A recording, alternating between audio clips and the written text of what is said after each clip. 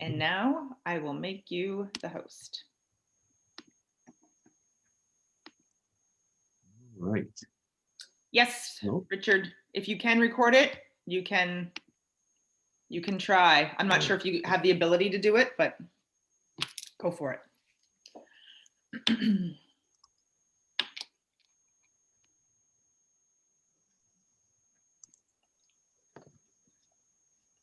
Oh, that didn't work. Try again.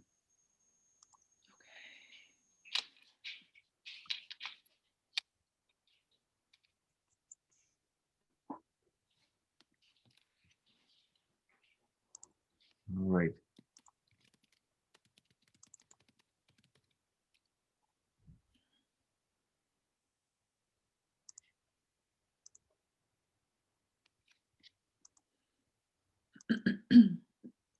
No, it should be.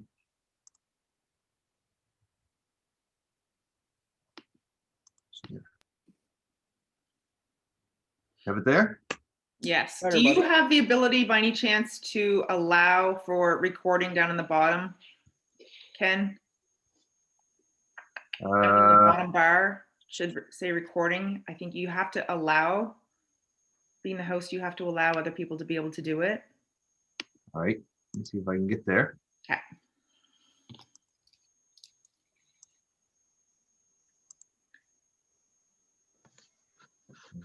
All right, stop sharing.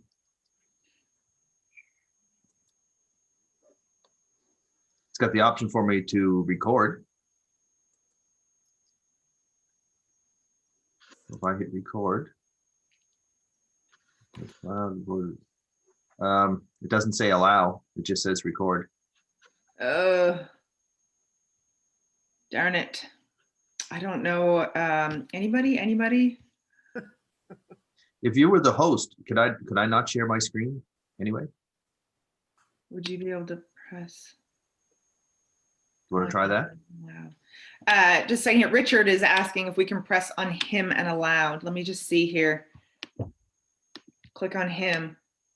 Hide. No, it only says chat pin or hide non-video participants.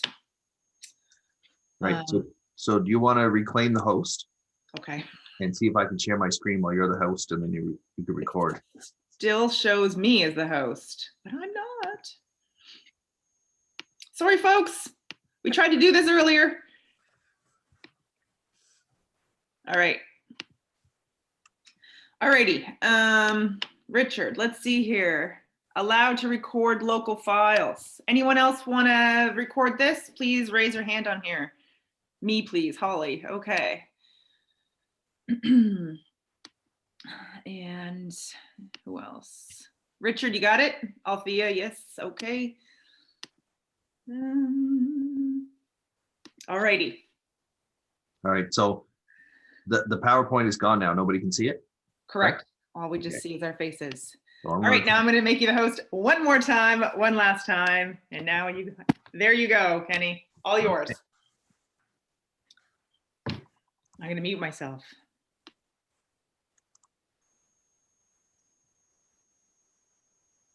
Okay. You're good to So- go, Kenny. Good to go? Yep. All right. I just got to make sure I can advance the screen now. There we go. Yep. Perfect. All right. So welcome, everybody. Thanks for having me. My name's Ken Chisholm with Vehicle Transportation Inspection. A little history on me. Before I came to VTI, I was a truck driver. I was in the building supplies industry for 25 years prior to coming here. And I drove everything from a ton truck to a boom truck, 18-wheeler, the whole bit, oversized loads, what have you. Then started with VTI in 2012 at the Causeway Compliance Station in Niles Cove. Worked there for 5 years and then transferred into the training department. So here I am now. So today we're going to talk about commercial vehicles and your responsibilities while operating a commercial vehicle. So in this presentation, we're going to just a little thing on who we are and what we do. Go over some definitions. Trailer weights and safety.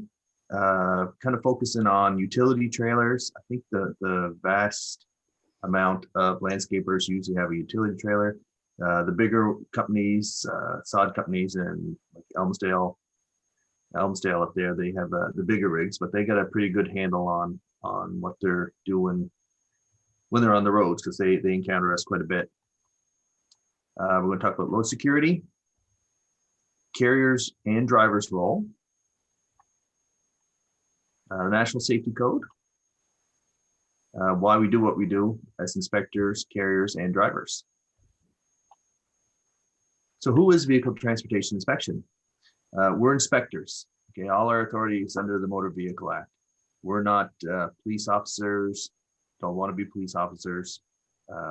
We have no power of arrest. We do not detain anybody. We're like a meat inspector. We stop a unit, inspect it. If there's an issue, we want to correct it and move on. Like I say, we're not police. All of our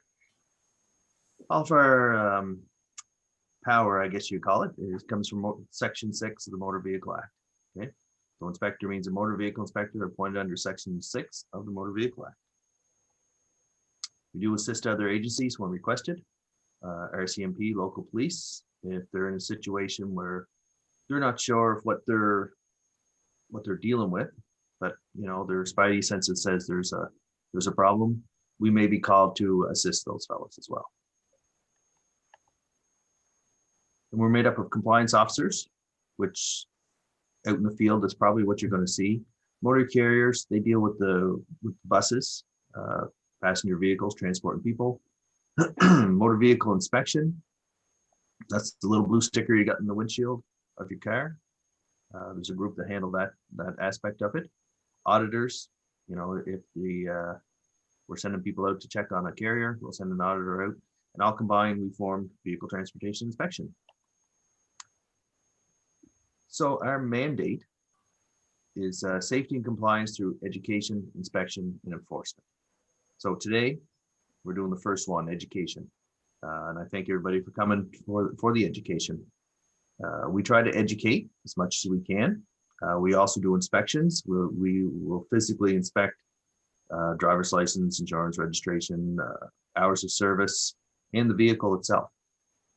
And we also do enforcement. So if we can't get compliance through education inspection, we'll get compliance through enforcement. And unfortunately, that is either taking somebody out of service or writing them a ticket, or both.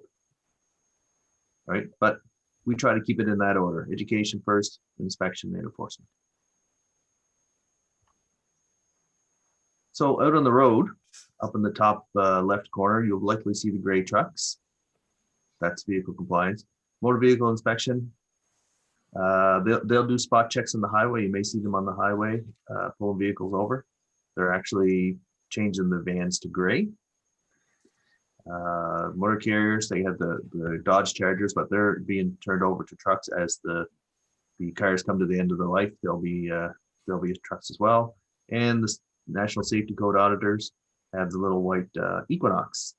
And I think once they're done, they'll be turned over to trucks as well. So hopefully we'll all be under the same type of vehicle, so we're recognize us, but we all wear that flash that's in the center.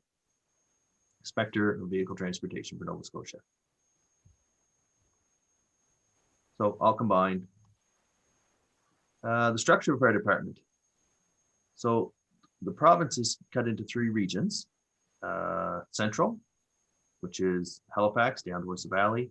Northern, to Glasgow, Truro up towards Amherst, and Eastern, which would be from the Glasgow down to the Causeway, all of Cape Breton, and Guysborough.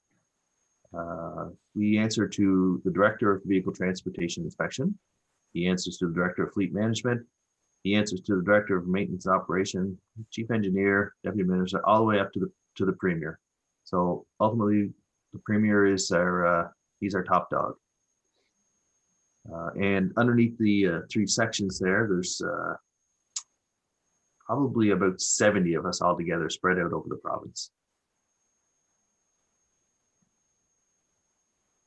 So VTI operates 5 compliance stations within the province.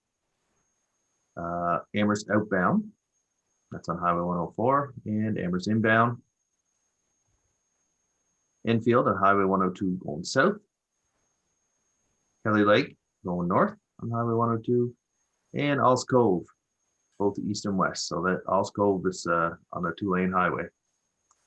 So if any of you are in any of those areas and got any questions, you can call the Scale House, and if they don't have the answer, they'll send a request to the training department, and we'll get back to you. Somebody should get back to you.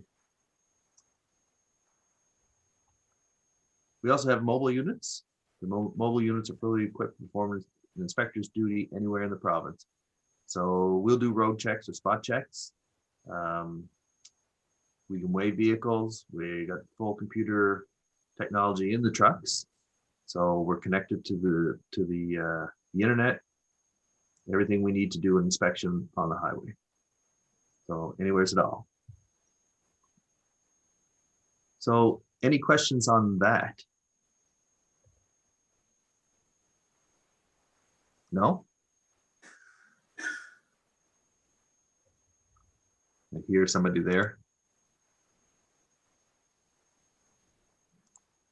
No? Okay. We're going to go on to some definitions. Get this to work. There we go. So under the Motor Vehicle Act, there's a definition for a highway. So a highway means a public highway, street, lane, road, alley, park, beach, or place including the bridges thereon, and the private property that is designed to be and is accessible to the general public for the operation of a motor vehicle. So as motor vehicle inspectors, we have jurisdiction over any highway in Nova Scotia. So under the Act, any highway is just what I said there. So if you're on the highway, we can stop you and do an inspection. On the second part there, private property that is designed to be and is accessible to the general public for the operation of a motor vehicle. So private property, if it's a roadway, we can go on that roadway. Okay, some people decide not to stop for us, turn in a driveway, and once you're in the driveway, you don't have jurisdiction. Once you get in here, we do. The only way we don't is if you can get in that driveway and close the gate behind you if there's a gate there. Once it's not accessible to us, we can't go in.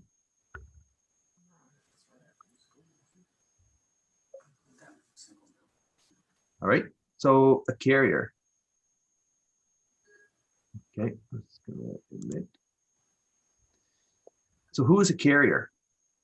So the Commercial Vehicles Hours of Service defines a carrier as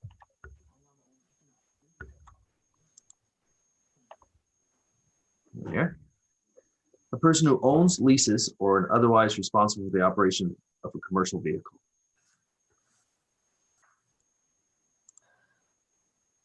I'm just going to go back there.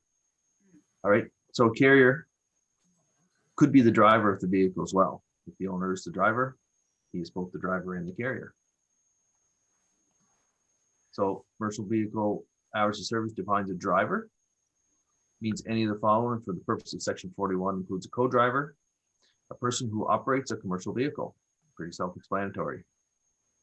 The second part of that, in relation to a carrier, a person who is employed or otherwise engaged by the carrier to operate a commercial vehicle, including self-employed driver.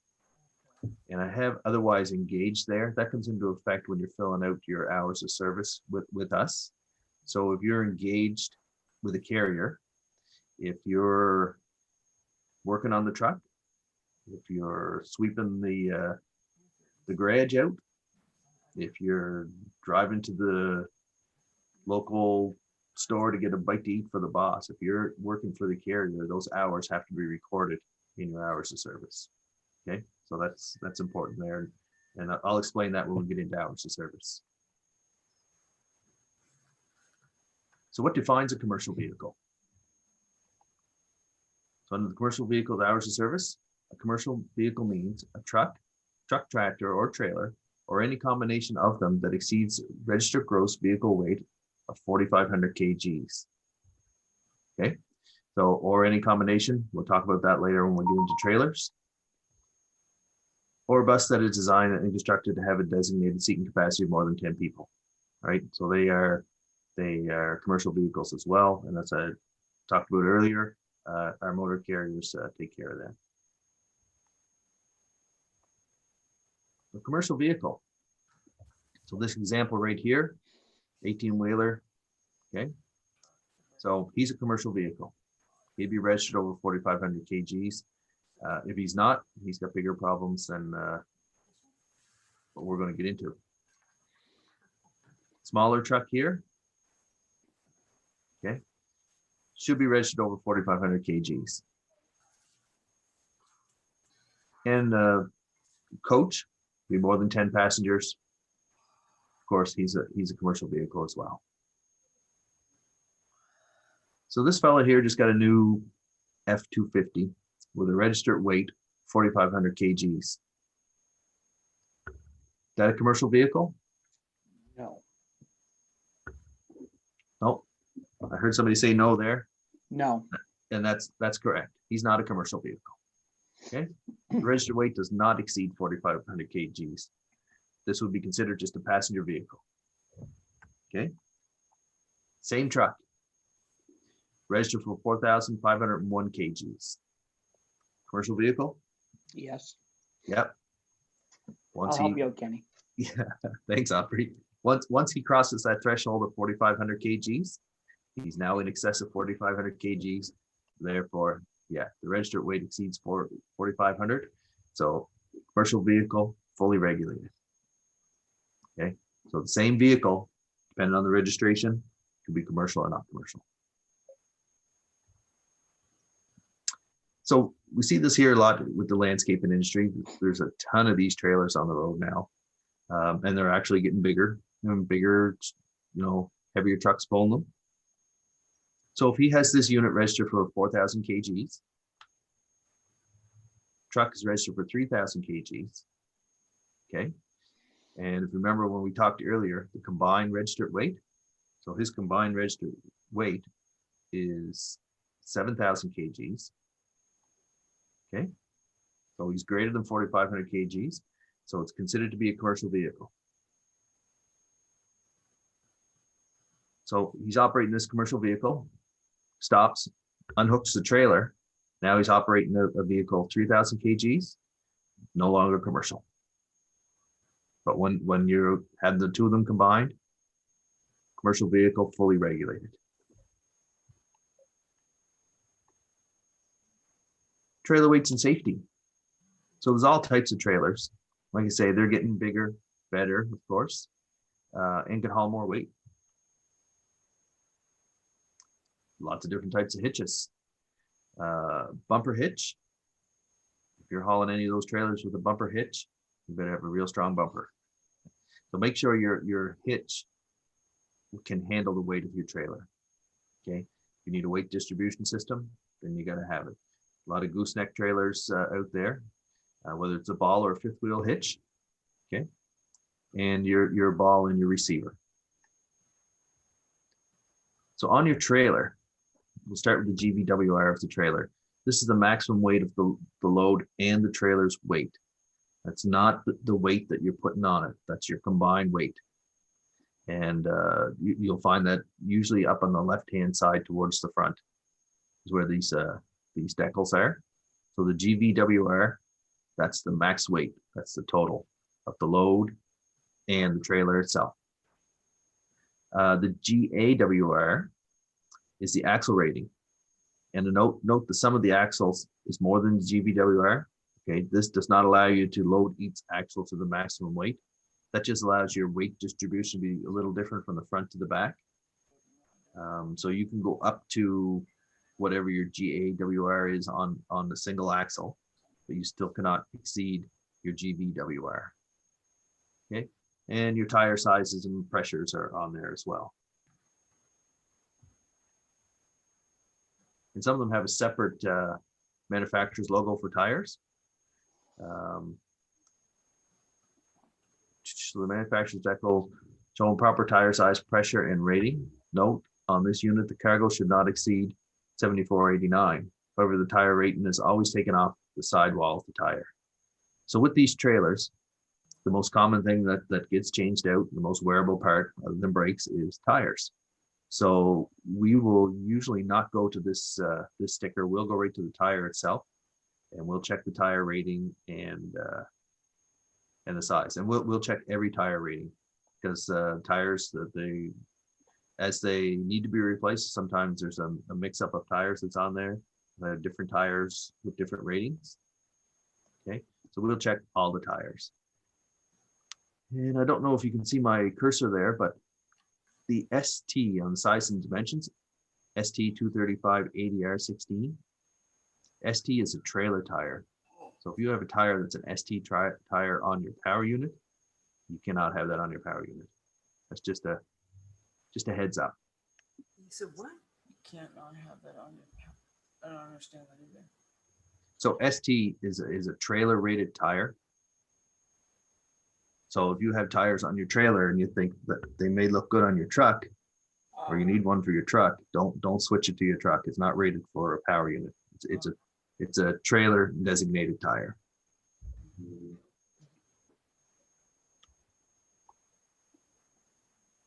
So we get this one a lot, a gross combined weight rating.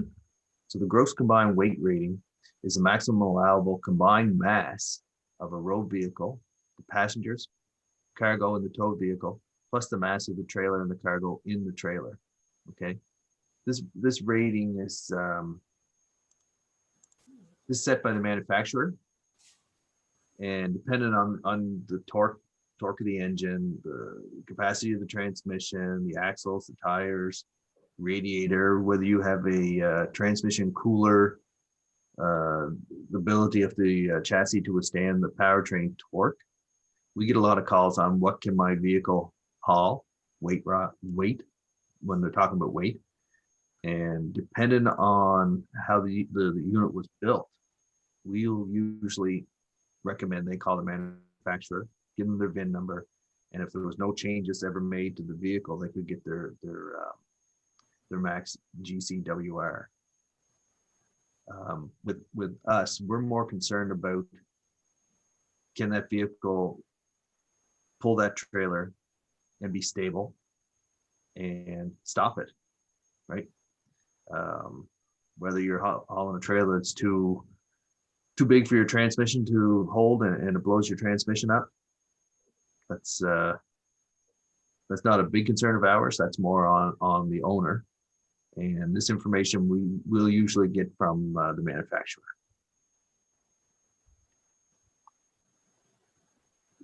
So a few different factors when we're calculating weight. So we look at the GVWR, okay, the gross vehicle weight rating by the manufacturer. And the axle rating, of course, we'll check that.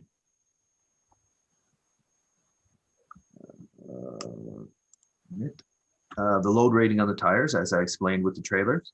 We'll check the load rating on the tires of the trailer and the power unit.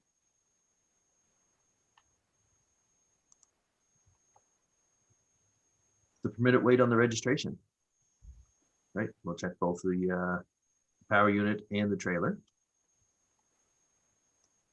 The rating of the highway you're traveling on comes into effect, more so with the larger vehicles, the 2-axle trucks, the heavier trucks, 3-axle like a dump truck or an 18-wheeler.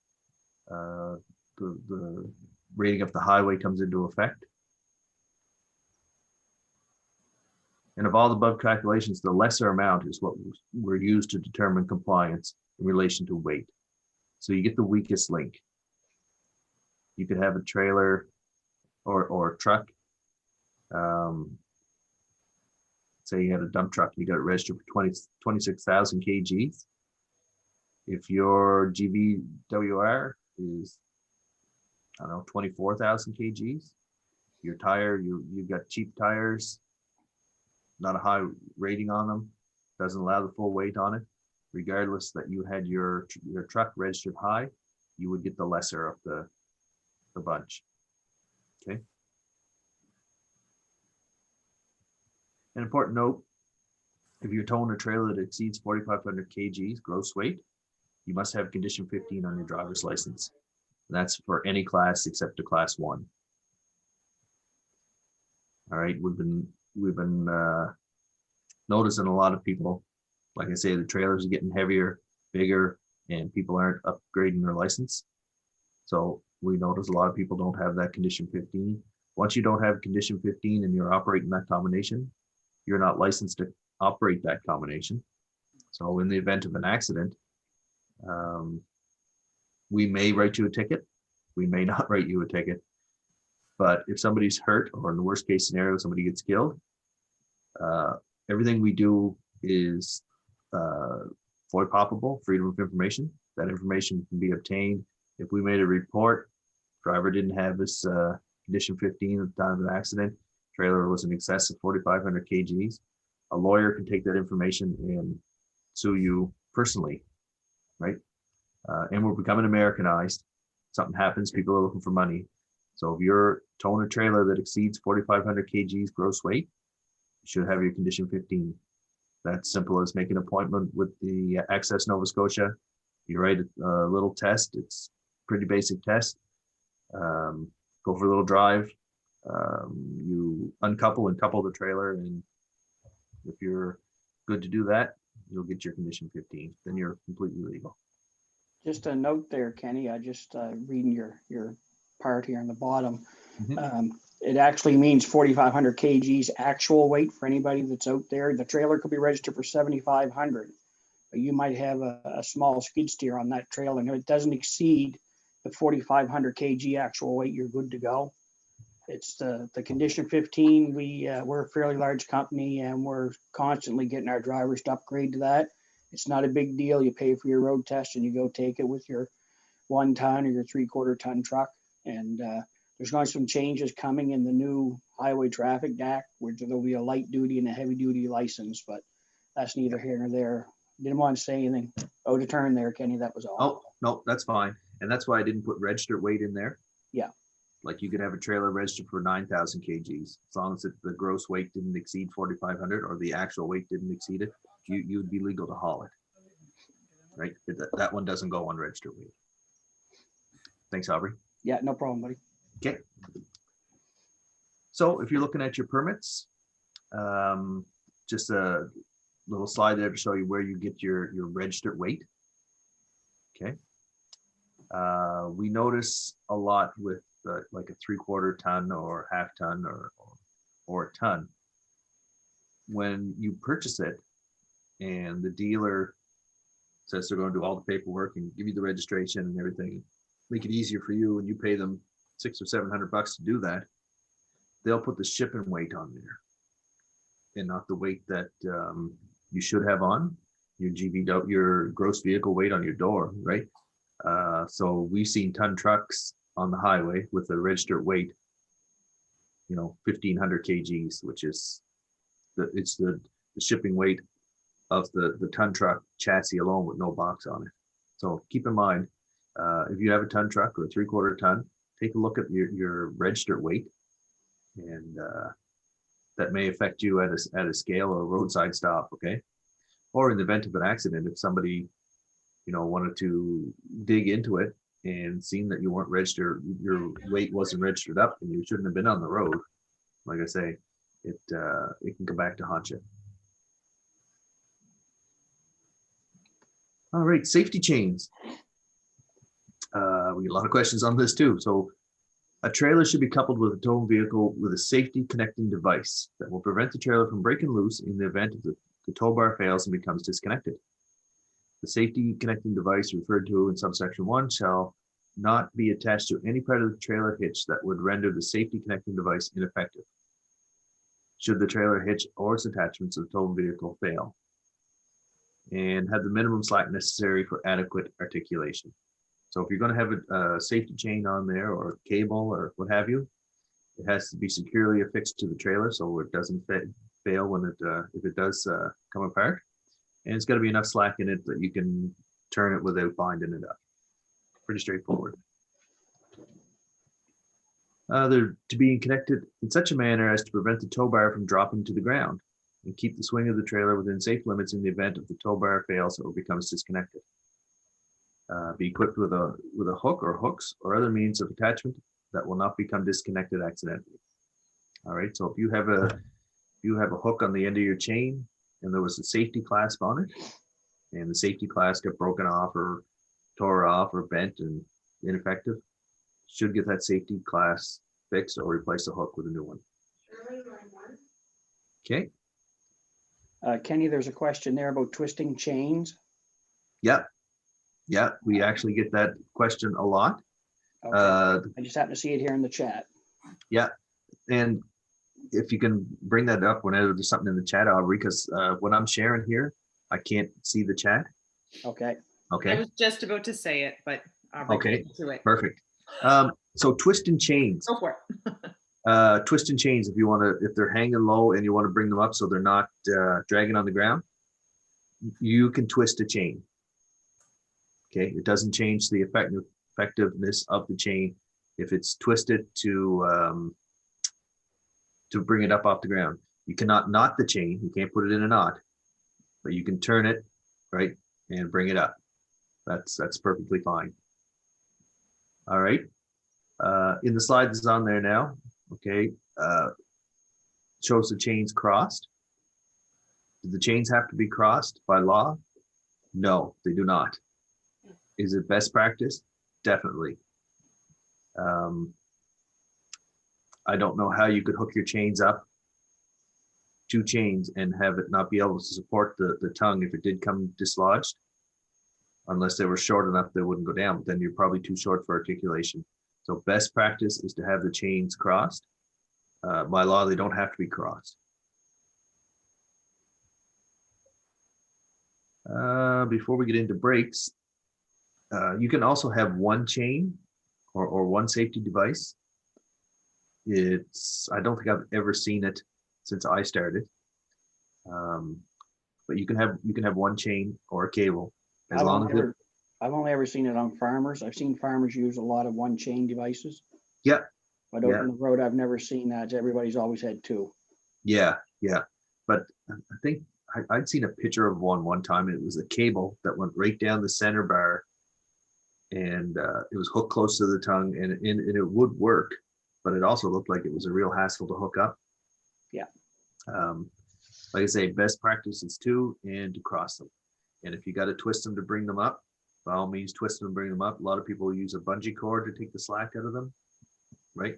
But keep in mind, if you're using a bungee cord or a piece of rope to tie them up, in the event of that trailer disconnecting, that tongue has to be supported by the chain. So if they're too long, shorten them up or twist the links. The links will also, it's amazing how much shorter you can make them by twisting the chain.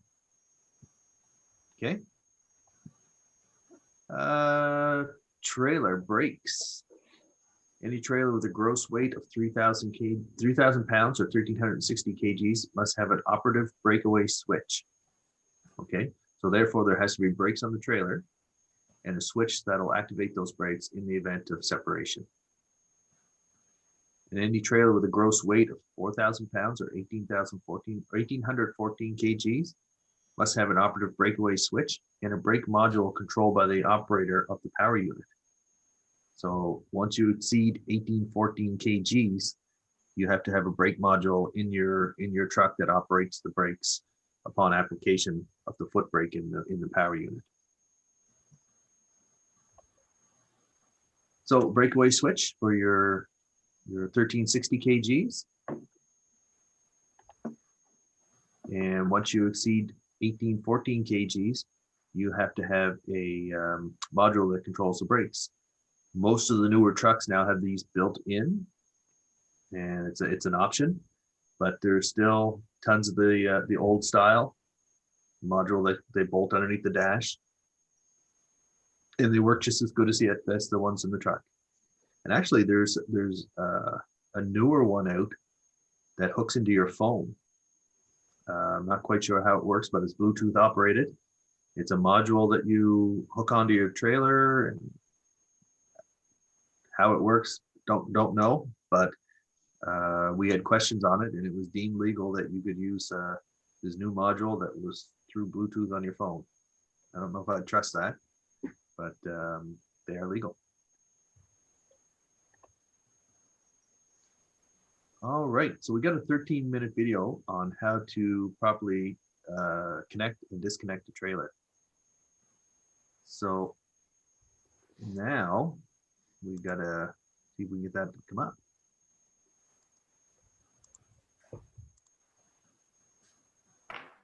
So I'm going to stop sharing this. All right.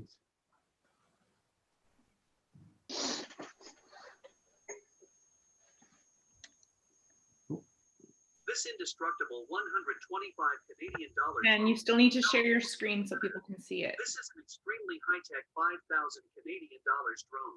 So It was developed so that Jan, do military you're observation playing that teams now? can do recon missions, view Oh. enemy positions, see if I can gather get it. footage from up to Here we 2 are. miles Just share your away screen. without Yep. being seen by Okay. My name is Rob Repaz. I'm the There. district sales manager for Atlas Copco Construction Equipment for the southeastern United States. And today I'm going to do a demonstration on how to properly hook up our new trailers that we currently have in our fleet. The first thing is all of our trucks, the F-150 trucks, you're going to need to have extension mirrors for them.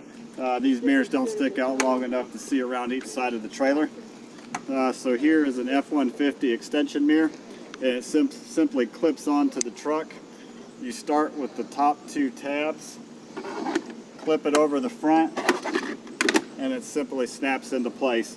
Now you have some extra view so you can actually see around the sides of your trailers when you're towing them. Now we'll go around to the back and go over how to hook the truck up to the trailer. Obviously the first step is going to be to put your truck in position, which I've already done. Each one of our trailers are set up with an electric jack. On the right side is the switch for raising and lowering, and on the right hand side is another switch for a work light. Excuse me. Now obviously you can't see it because we're in the daylight, but when you're hooking this up at night, this will give you some extra light to see. So we're going to go ahead and hook it up. What you want to do is go ahead and set it down on the ball.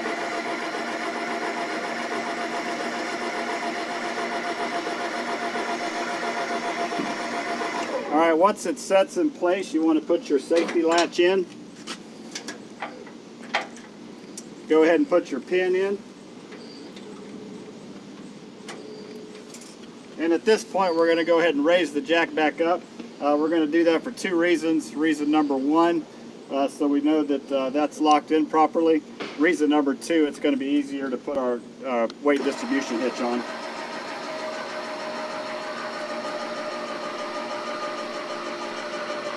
And as you can see, as I raise it, it's actually picking the truck up.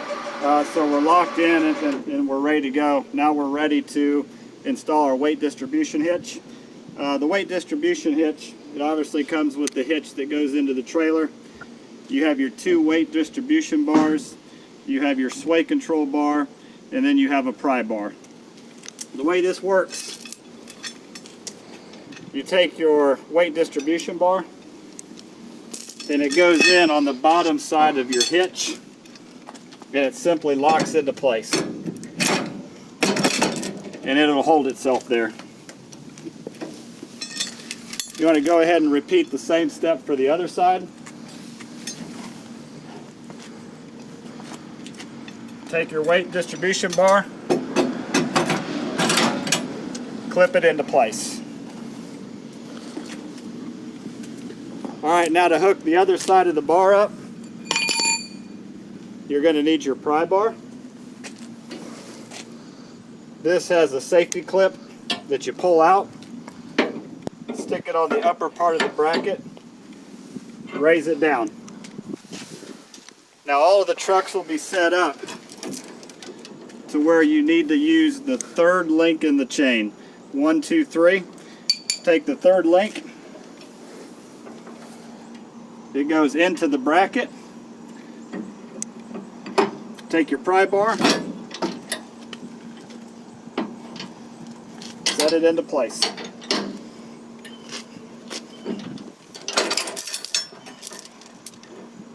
Chain bound up on me. Lock it into place. Take your safety clip. Secure it. Repeat the same step for the other side. Remove your safety clip. Bring the bracket down. Again, third chain link, 1, 2, 3.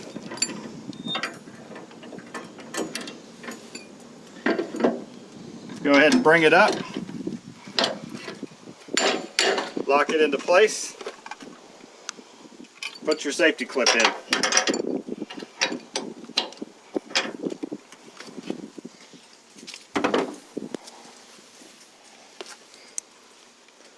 Okay, at this point we're ready to, we can go ahead and hook up the chains and the lighting.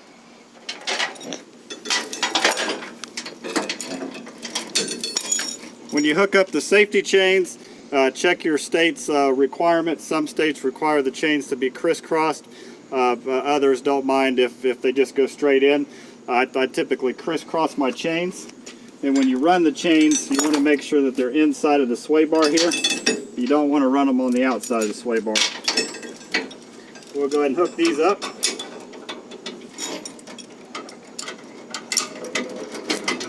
Both chains are run inside of your sway bars. This is your emergency breakaway cable. You don't want to connect this to the safety chain itself. You want to actually connect it to the bracket of the truck.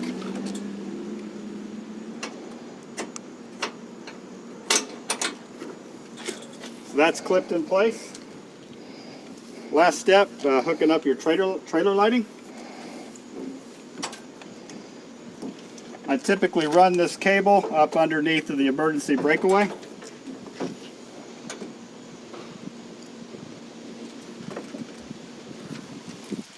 All right, now everything's hooked up and we're ready to go ahead and lower the trailer and get it ready for transport.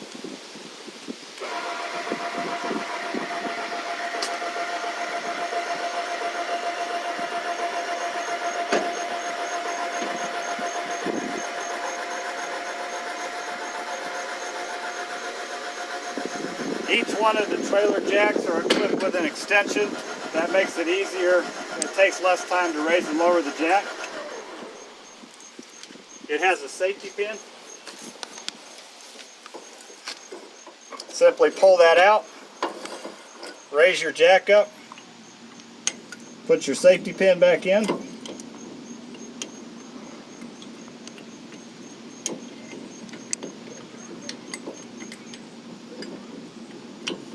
Lock it back in place. All right, the last step for setting up the trailer is installing your sway control bar. Now, if you're traveling in town, this is something you may not necessarily need to even put on the truck, but when you're on the interstate, this is designed to help keep the trailer from swaying at interstate speeds. So how this works, loosen it by turning it to the left, and now the sway bar will actually slide. For maintenance purposes, this never ever gets grease. This cannot be greased, not dry grease or wet grease. So to install it, you pull your pin, put it on the ball, and put your safety pin in. On the other side, set it down on the ball, put your safety pin in. The easy way to remember which way this bar goes: black on black, gray on gray. When you tighten this down, take one finger and tighten it down just to where you start to get resistance, and that's plenty tight enough. Now, if you're traveling down the interstate, the trailer might be swaying on you a little bit too much. You can, at that point, you can pull over, turn it a quarter turn, and get back on the road and continue that process until it's handling the way that you need it to. All right, now we're going to do everything in reverse. We're going to go ahead and disconnect from the trailer. first step, make sure that you have wheel chocks under your wheels so the trailer doesn't roll on you. I like to go ahead and take the anti-sway bar off, loosen it up, pull your pin, slide it back together, put the pin back in, go ahead and tighten it down, that way this doesn't slide on you. Pull the back pin out, pull it off, put the pin back in, and now it's ready for storage.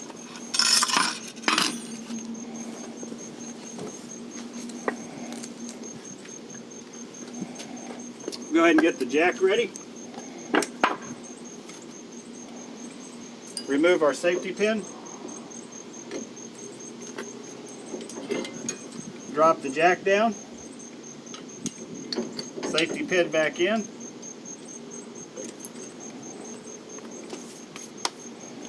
Go ahead and uncouple from the trailer bar.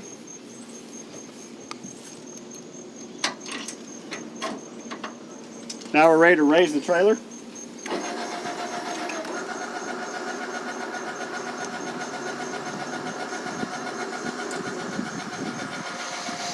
What we're going to do, we're going to raise it until the anti-sway bars, or I'm sorry, until the weight distribution bars has the tension released off of them.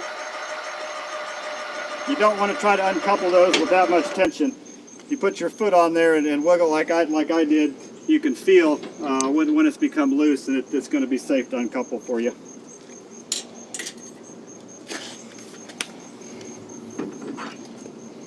All right, to remove the weight distribution bars, pull your safety pin,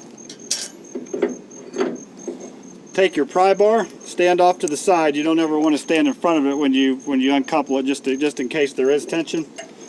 Bring it down, knock your chains out, put your bracket back in and your safety clip. Now to remove the bar, you want to come in and put a shot where the clip is. There's a clip on the inside part of the hitch. Simply pull that back and the bar slides right out.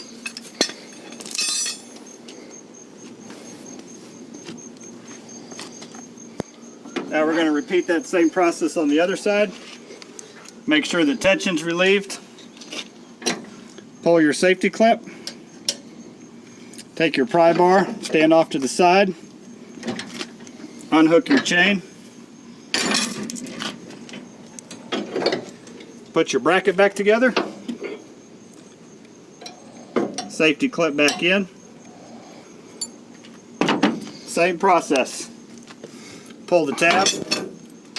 Sway bar or weight distribution bar slides right out. Then at this point we're ready to unhook the lighting and the safety chains.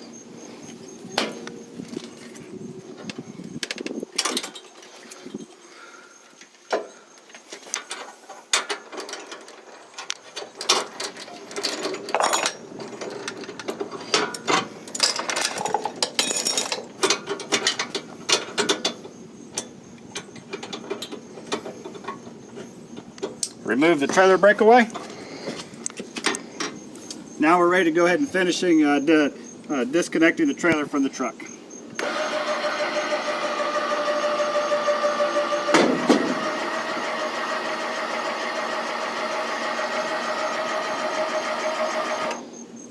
Now you're ready to take off.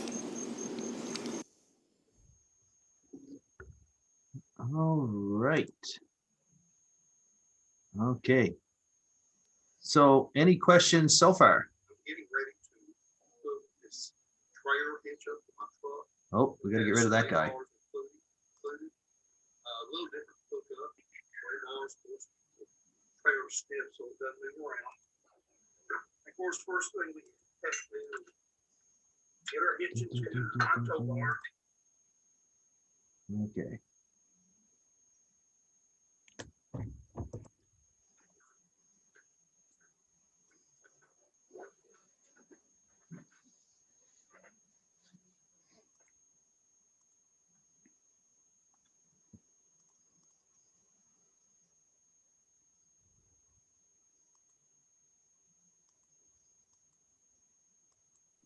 Are you okay there, Ken?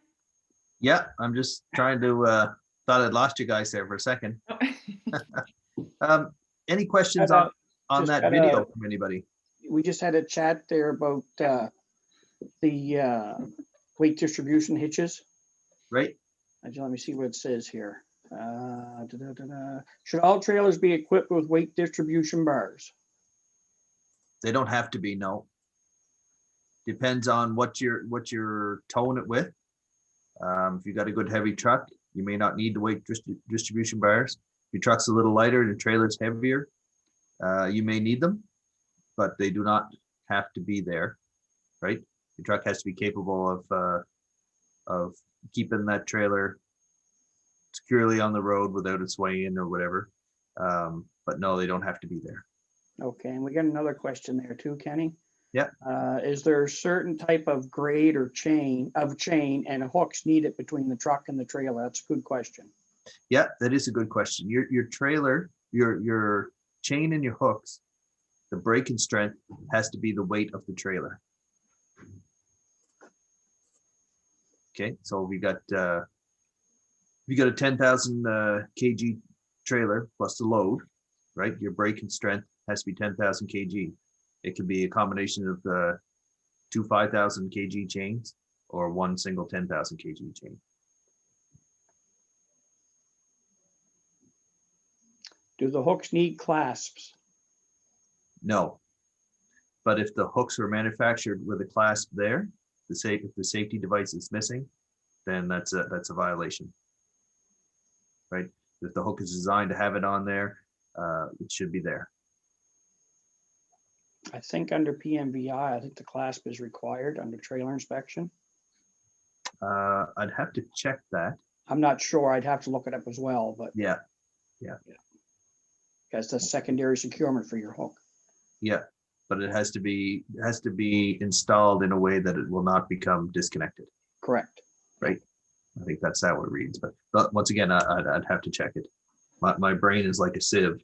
You're like mine. I try to keep it so I know where to go to look, but I think it reads it has to be connected so it will not come apart. Any other questions there, Aubrey? No, nothing yet.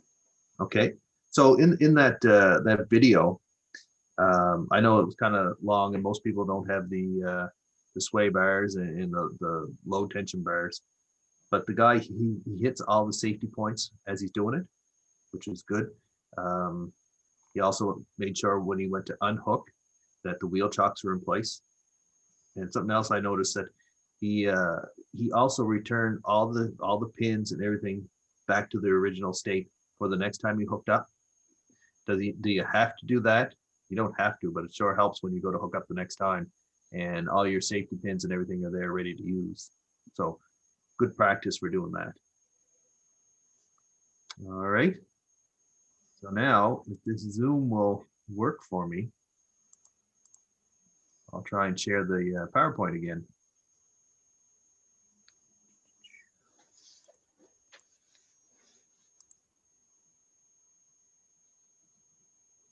It's not. Desktop. Yeah, it's not. It won't allow me to go back to the home page of the Zoom. Can you take control again, Jan? Sure. See if that'll work for me. Yep. Oops.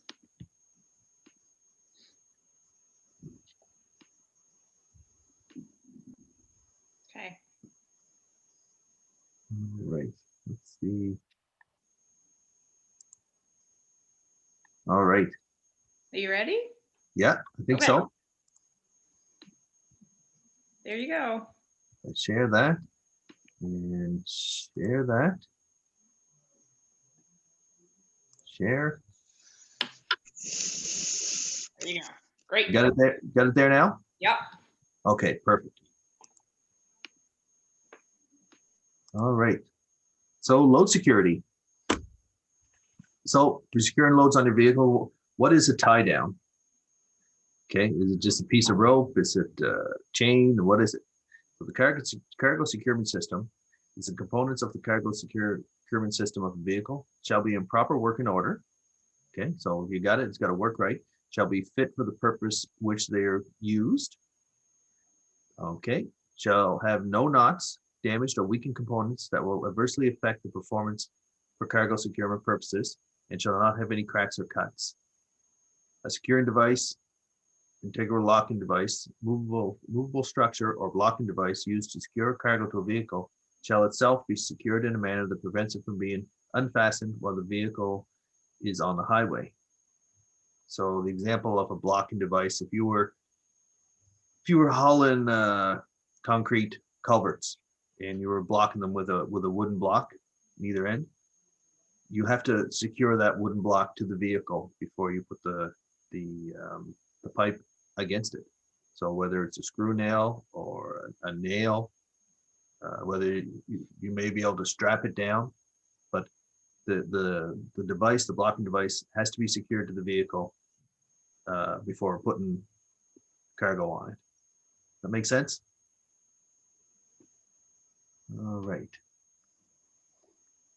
So cargo securement system, a person shall not use a tie down or component of a tie down to secure cargo to a vehicle unless it's marked by the manufacturer with respect to its working load limit.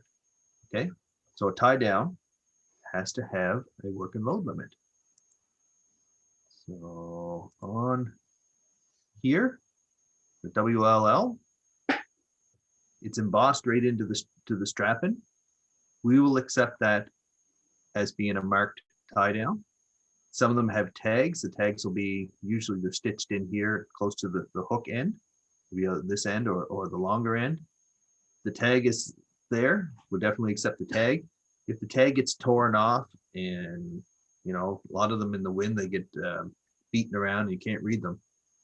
As long as there's something on the strap itself, we will accept that. Kenny, we have a question there about grading your chains. Yeah. If they have to be marked. Chains have to be marked. The chain marking system is usually every 18 inches. They'll have a mark on the chain. I think it's marked as a 7. It's a grading system, and it can be found in the standard 10 for load security. And I'll send a copy of that to Jan.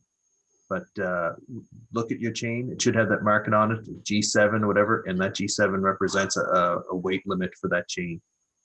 You could end up seeing G7, G70, G700. We find it about every 10 links on 3/8 grade transport chain. Yep. It's well marked, and the same with your hooks and everything as well. It should be well marked. Yep. So your chain and your hook both have to be marked. And if you have a cinch bind in between that is your tensioning device, that bind also has to be marked. And when you got a multi-component tie down, once again, you get the weakest link. So if the chain's rated for, I don't know, 5,000 kgs and your bind is only rated for 3,000, that device, the whole tie down gets a 3,000 kg rating. You get the weakest link. All right. So go to the next one. So on cargo that weighs less than 4,500 kg as a vehicle, as the lawnmower here in this slide, you're only required to have 2 tie downs on it. Okay, so under cargo less than 4,500 kgs, 2 tie downs, one at the front, one at the back, could be one on either side, but it has to be a total of 2. Okay. Cargo more than 4,500 kgs requires 4 tie downs. So 4 tie downs on the extremity. So one here, and up at the front. Okay, need 4. But with this type of vehicle, the hoe itself, the hoe has to be lowered to the deck and secured with an extra tie down besides the 4 tie downs, because it'll articulate and tilt. Therefore, it requires another tie down. What type of tie downs, Ken? What's that again? What type of tie downs? It could be a chain tie down, it could be a synthetic tie down, but it has to be tied down. Okay, if it's synthetic, you can't have a sharp corner unless you have edge protectors on it. Most times you see the bucket or the whole bucket, it's smooth. They'll put a synthetic tie down on it, and that'll cover it. Or you can put chain on it. But if there's sharp edges on the bucket, it has to be chain, or you have to have edge protectors. Okay, any attachment has to be lowered, whether it's the hull or the bucket, and secured with a tie down. Okay, so this unit would actually require 6 in total, 4 on the machine itself, and 1 on each end, because the attachments can either articulate or pivot.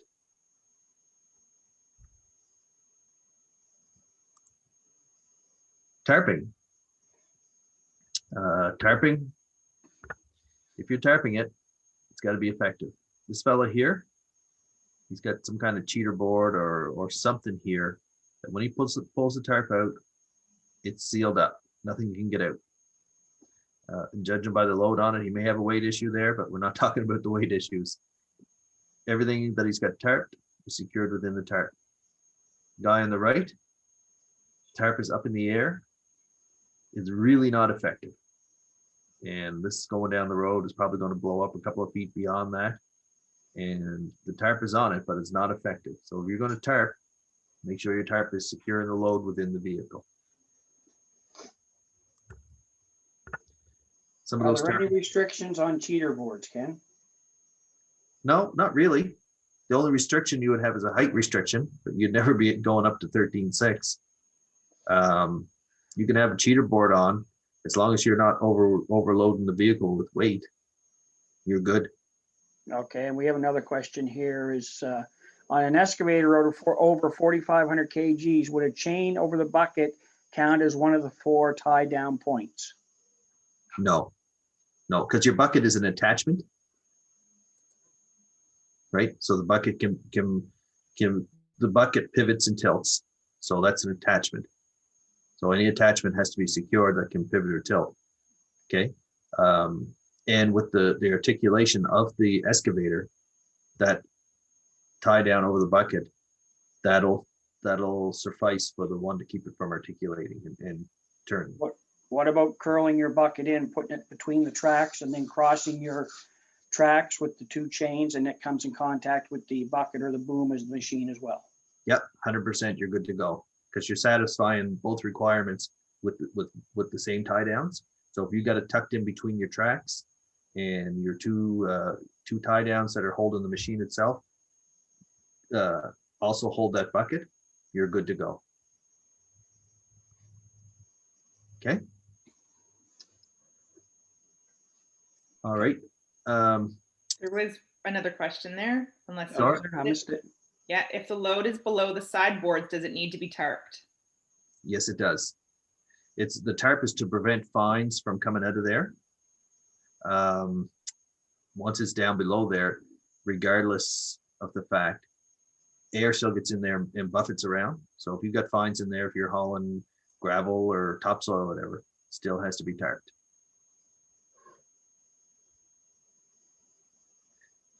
Is it a pain in the butt? Definitely, but I can't tell you it cannot be tarped because the regulations say it has to be tarped. And that includes rock. If it's raining, there's nothing in the regulations that determines the type of weather that has to be tarped. It says it has to be tarped. Sunny, raining, snowing. If the tarp's there, pull it on. Plus, if you're using the tarp, you're exercising the tarp. I've stopped numerous people that never use the tarp because they thought they didn't have to. And then when you stop and tell them they got to put it on, it's a disaster trying to roll it out. It's all rotten and it's rusted. And so if you're using the tarp, you're exercising the tarp as well. Okay. On the slide there, there's 2 tarping systems that have the extra bar that when this gets lowered down, the front bar will drop in and push that down, and then it's nice and level across there, and it doesn't look like this one up here. Okay, so depending on the tarping system. Okay, a lot of these tarps now are automatic. You hit a switch in it, whether they're electric or air. really, a lot of times there's no excuse for not putting that tarp on. Okay, just a question there, need to be same goes for the box of a 3/4 ton or half-ton truck. If you have fines in there, the fine should not be coming out of there. So if you're hauling bark or topsoil, general securement rule says it should be covered. Okay. Okay. Or with your tarp, say if you get one like this one up here, a bungee cord. A lot of these have grommets in them now, where you can put a bungee cord and just secure it down on either side, just to keep that flopping. And a lot of times, if you tarp this up like this here, if you're hauling gravel, something sharp, stone or something, if it's flopping around and moving, it's gonna damage your tarp. You can secure it tight to the load or tight to the top of the box. You're going to extend the life of your tarp as well, and you're going to be compliant. So it's a win-win. And I'll tell you from experience, and you can attest to this too, Aubrey, if somebody has a tarp on, it looks good and nothing falling off, doesn't look heavy, we're not going to bother you. If you look good, away you go. Yeah. A lot of times when we stop a unit, the unit is attracting us to them because they didn't do something they should have done. And once we're there and we start digging into stuff, we find a lot of stuff depending on what you got, right? So if you can keep us away or at bay by putting a tarp on and making it look good, you're probably going to keep us away from you. Okay, we got another question here. Sure. Do your 4 points of contact when chaining an excavator, for example, do the chains need to be crossed or attached at the 4 corners? The chains do not need to be crossed. There has to be four chains on the unit. Doesn't say anything about being crossed. A lot of people will cross them as a best practice, but they don't necessarily have to be crossed. Here is a rule of thumb: if we don't cross them, I tell our drivers to make sure that they're pulling in all 4 corners so that there's always constant tension on the machine they have on. Yep. Yeah, and with that, you're satisfying the tie down regulations, right? You're restricting it from forward, rearward, sideways, and up and down. That's the requirement.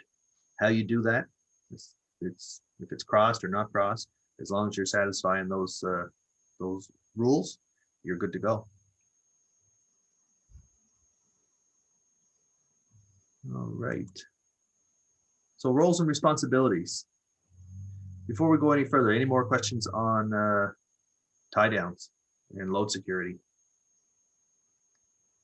The standard for the load security is actually standard 10, and anybody that's hauling anything should have that standard at least posted for your drivers to see or in the vehicle. And if you go to the government website, bring up the government website and put in standard 10 in the search box, it'll bring you right to the standard, and it lists everything in there, cargo specific and general security rules as well. Anybody that has a larger company, I recommend that they print that off and have it at hand for any of their drivers. I've got it here for them if they need it, but it is a piece of paper that everybody should have handy. Yeah, and if you're enrolled in the NSC program, part of that is it's a requirement to have that posted for your drivers. Correct. Right. So. All right, roles and responsibility. Just a sec, somebody Sure. asked for what is it called? Sorry, I missed that. It's National Safety Code Standard 10 Load Securement. You can go on to CCMTA website and all the information is there, and you can print it off for the updated version. There's been a couple changes, but nothing serious.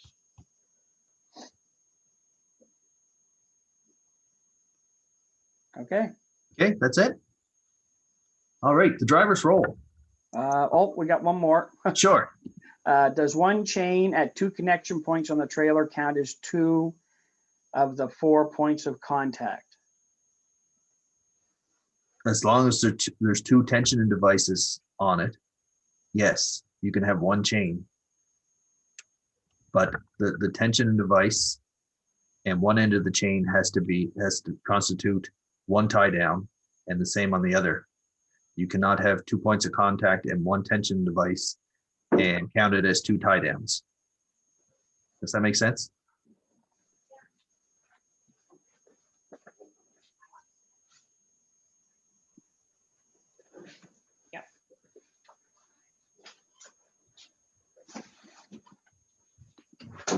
Yep, Good. So they're good with that? yes. Okay, perfect.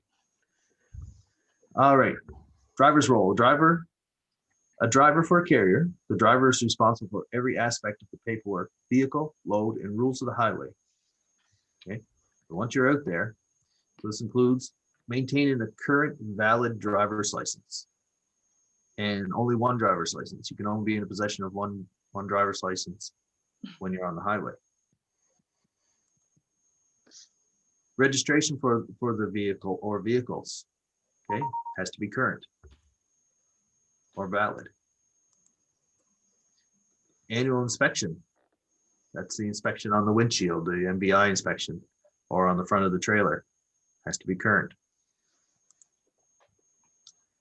Hours of service, so your logbooks or your, now they're calling them record of duty status, but whatever you want to call them, has to be current and filled out up to the last duty status change. And we'll talk about hours of service a little later. Trip inspection has to be current and free of major defects and have the proper schedule for the vehicle. Okay, and all your defects have to be reported to the carrier. The proper schedule for the vehicle, by law, that does not have to be in the vehicle.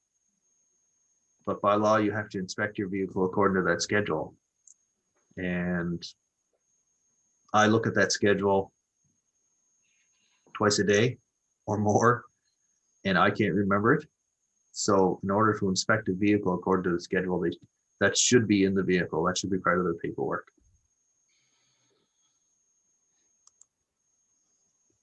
Load security has to be secured as per standard 10. We just talked about that, okay? And if you're transporting dangerous goods, you gotta have your dangerous goods training certificate, your documentation, and your and secured properly as well. There's a lot of exemptions with dangerous goods, and most times we're operating under an exemption, we don't even realize it. One of the exemptions is having gasoline in a container on the back of our vehicles. Okay. So I don't know if this group transports a lot of dangerous goods, but if you're in dangerous goods lands, there's regulations with those as well. Just a question there we've got, Ken. Yeah. Do you have an industry standard trip inspection form you can provide so we can send it to all Landscape Nova Scotia members? Yes, yeah, I sent that to Jan this morning there, and we're going to talk about it. It's available on the website, but I sent it to her, and she can send it to everybody.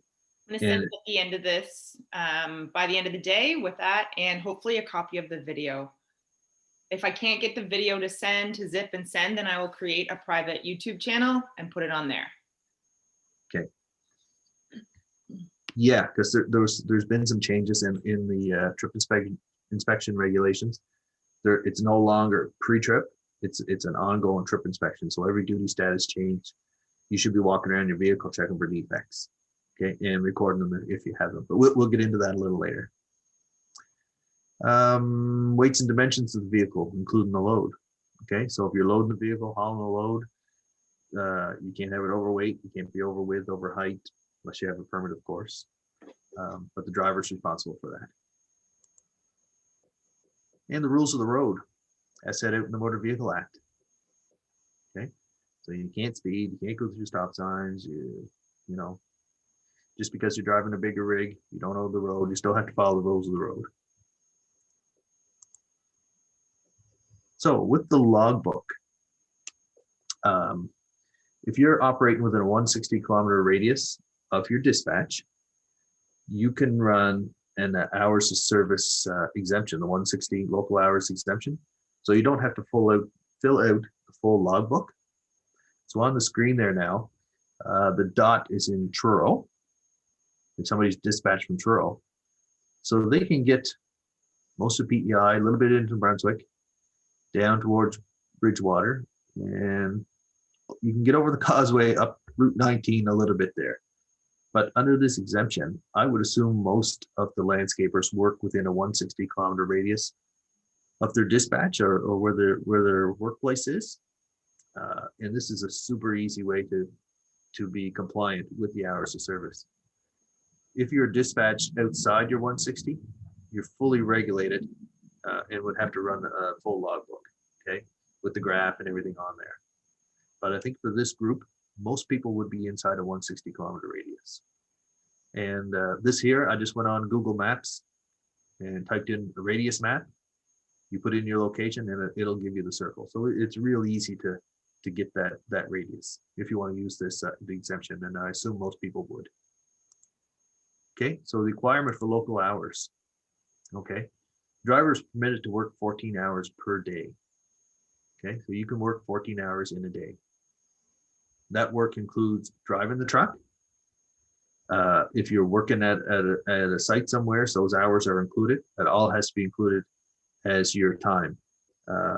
As we talked about earlier in the presentation, if you're engaged in any work for your carrier, you have to record your time. So if you're working on the truck, working at a client's yard, all that time is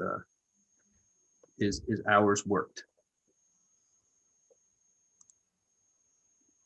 The driver must return to the place of dispatch every day. So if you're dispatched to Truro on a certain street, certain address, that's where the truck goes back to at the end of the day.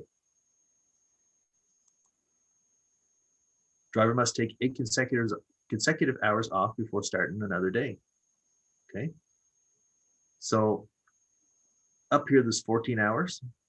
There's 2 other hours in a day. So you got your 14, your 8, plus another 2.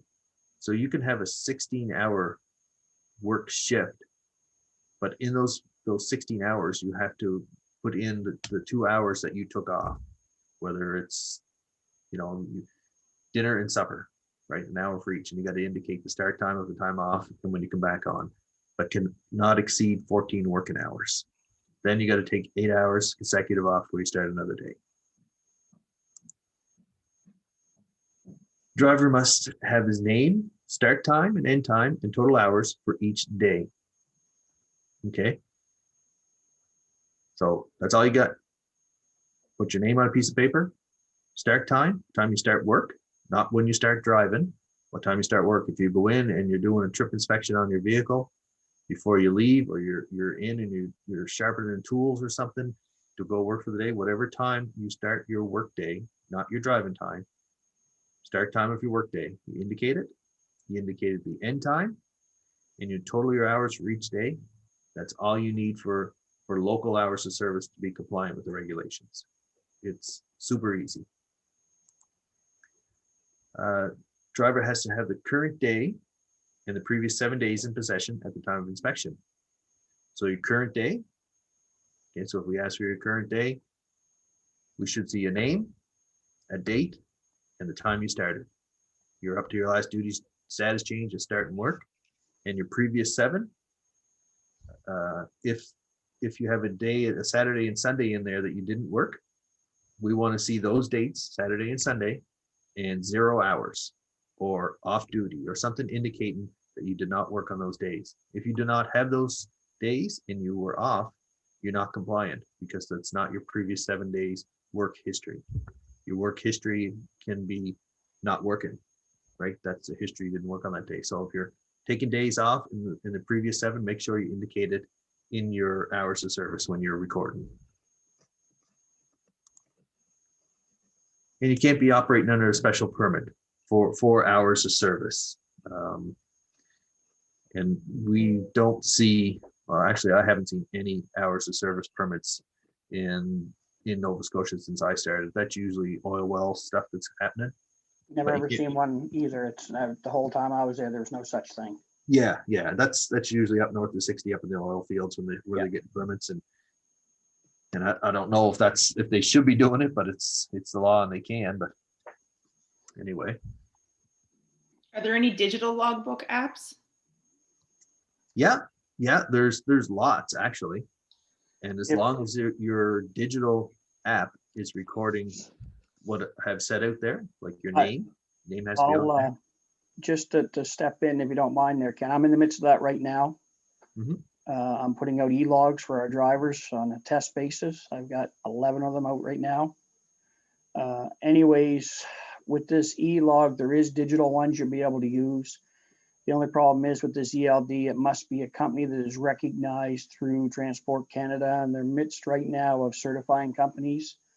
And the digital apps for the trucks must be connected to the trucks through like a GPS system.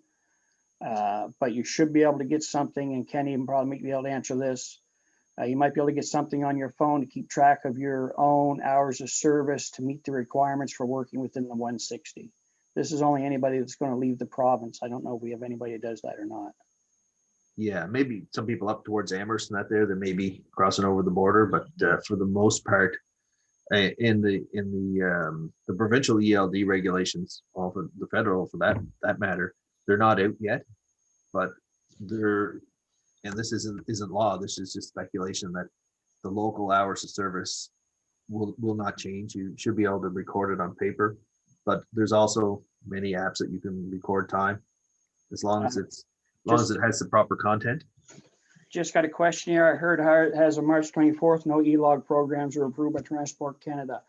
I can tell you this much, the program that I'm using right now is in the midst of being approved. It is going to come into effect for June the 12th. The Transport Canada law has already been passed. The timestamps have already set on it. It's mandatory come June 12th for anybody that leaves Nova Scotia or crosses a border. And they're given 1 year soft enforcement. There'll be no tickets issued or anything like that till everybody gets their feet wet. And that come from the minister from the last statement that I read. I've been up on this for the last couple of years. So if you're going to leave the province, yes, you're still going to have your ELD. It's coming no matter what. And the company that's certifying them is in the midst of certifying some now. So they know there's an issue, and that's why they put the year of waiting, I guess, or soft enforcement in for it. All I can do is say, cross your fingers. I know the carrier that I'm dealing with, Bell, that what they're dealing with is they promised me and guaranteed me they'd be certified. So I'm sure there'll be other ones there soon. I hope. That's it. Yeah, they're in the work. And if anybody's looking at one, I would look at something that's highly recognized down in the States and good reviews down there, because they're most likely going to get certified in Canada. We use I see a question here asked what program we use. We use Geotab. It's called Geotab Drive. You can go on there, and I'm not the only company. There's a couple other companies locally that are using that now. One that travels across to the US and they've had no issues with it. Yeah, A few bumps when it started, like everything, but Yeah. they're out there. Just do your homework. It's all you need to do. and Geotab is the most common one that I hear about, and seems to be the go-to for people. Yeah. So yeah, if you find one that's a small company and is a heck of a lot cheaper, and you would get it installed, it may not get certified in Canada, and you may end up with a non-compliant ELD. So just do your homework. Yeah, definitely. I done my homework, so Yeah, it right on. takes a little bit, but do it. It will pay for you. 100%. Okay, and the last one on there is you must be within a 160 radius of your dispatch. That's the whole idea of the exemption, the 160. And like I say, you can travel quite far on 160 radius exemption.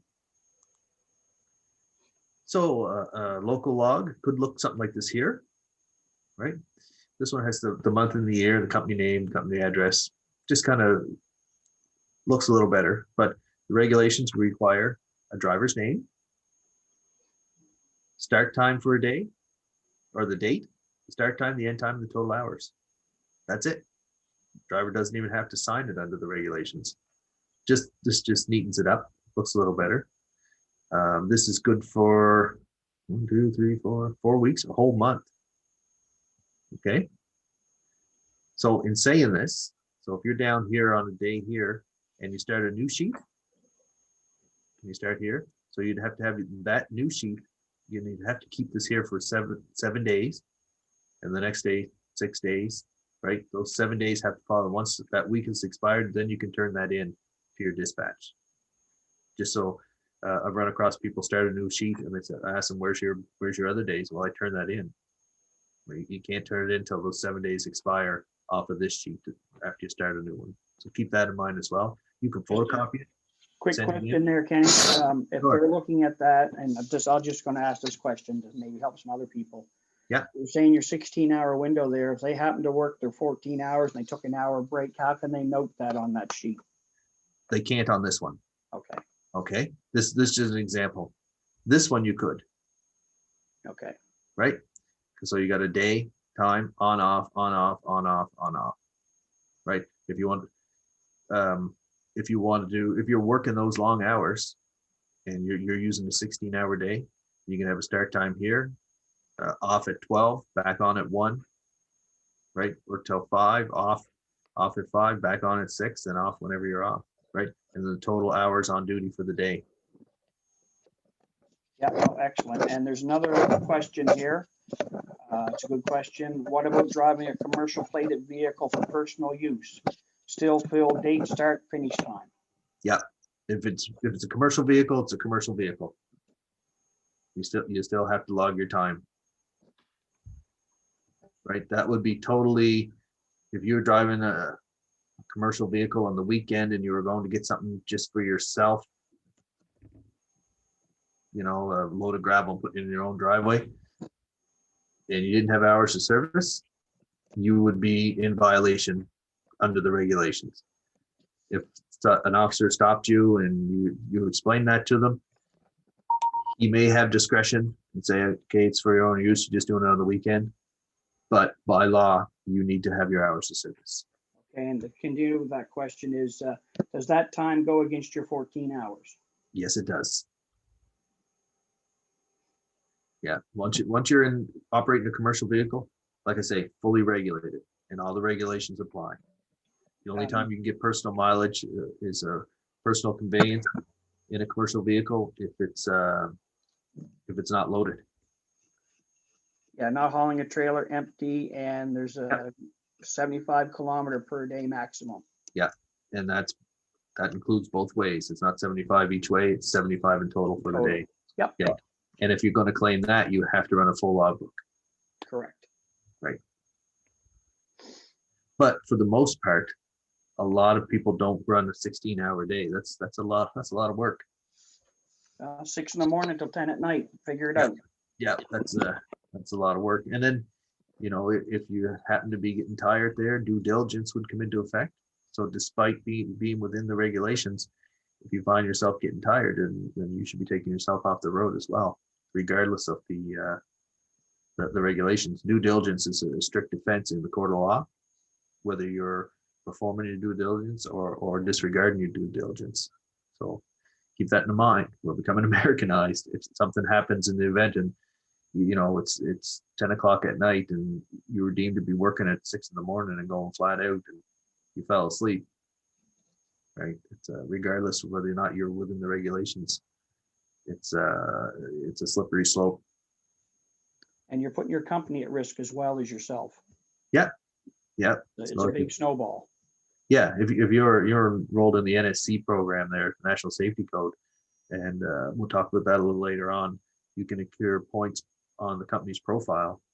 And once, you know, there's a certain amount of points show up, then the auditors show up and then they could be shutting the company down or pulling plates off trucks or what have you. So yeah, there's consequences. All right. Moonlighting. Talk about long hours. That was a show.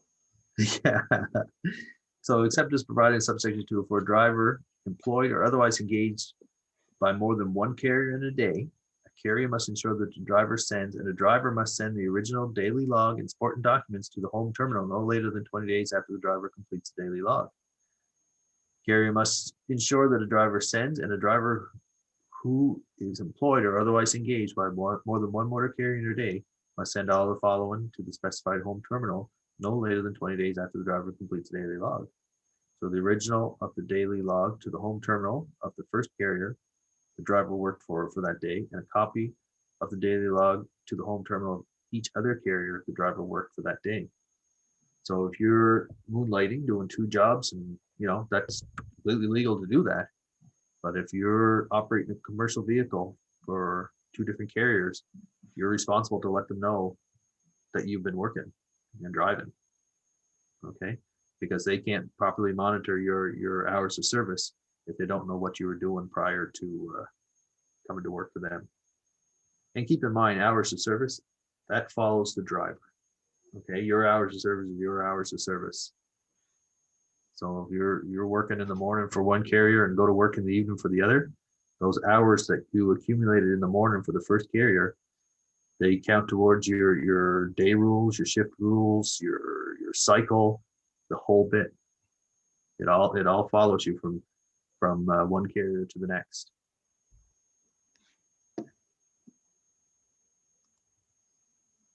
So the carrier's role. The role of a carrier is to provide the driver with the tools and equipment needed to legally and safely move a commercial vehicle upon the highway.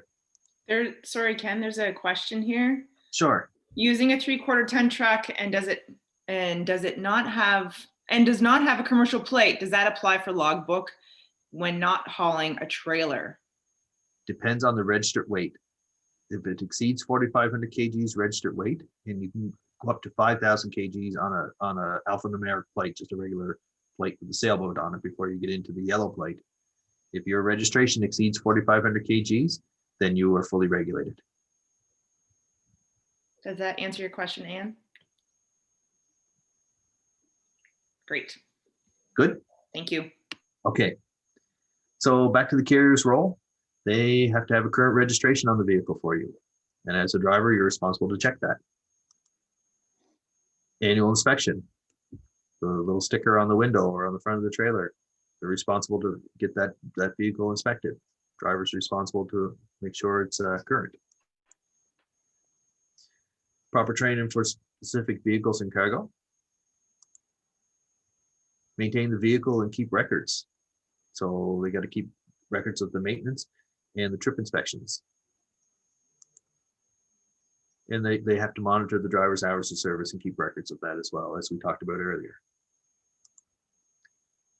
And supply the tools and equipment needed for the driver's current dispatch.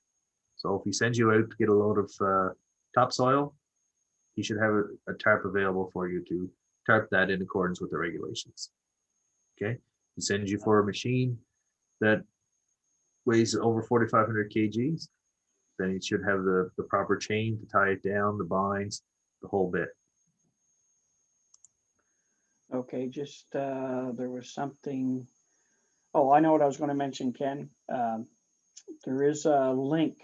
I don't see, you don't have it on here, but there is a link for Service Nova Scotia for the auditors that will give the carriers all of their information they need, what records to keep, how to keep them, concerning the amount of time limits and maintenance and all that. And it's an excellent setup to have there, and you have to have that to come to audit you. So definitely worth looking into and having.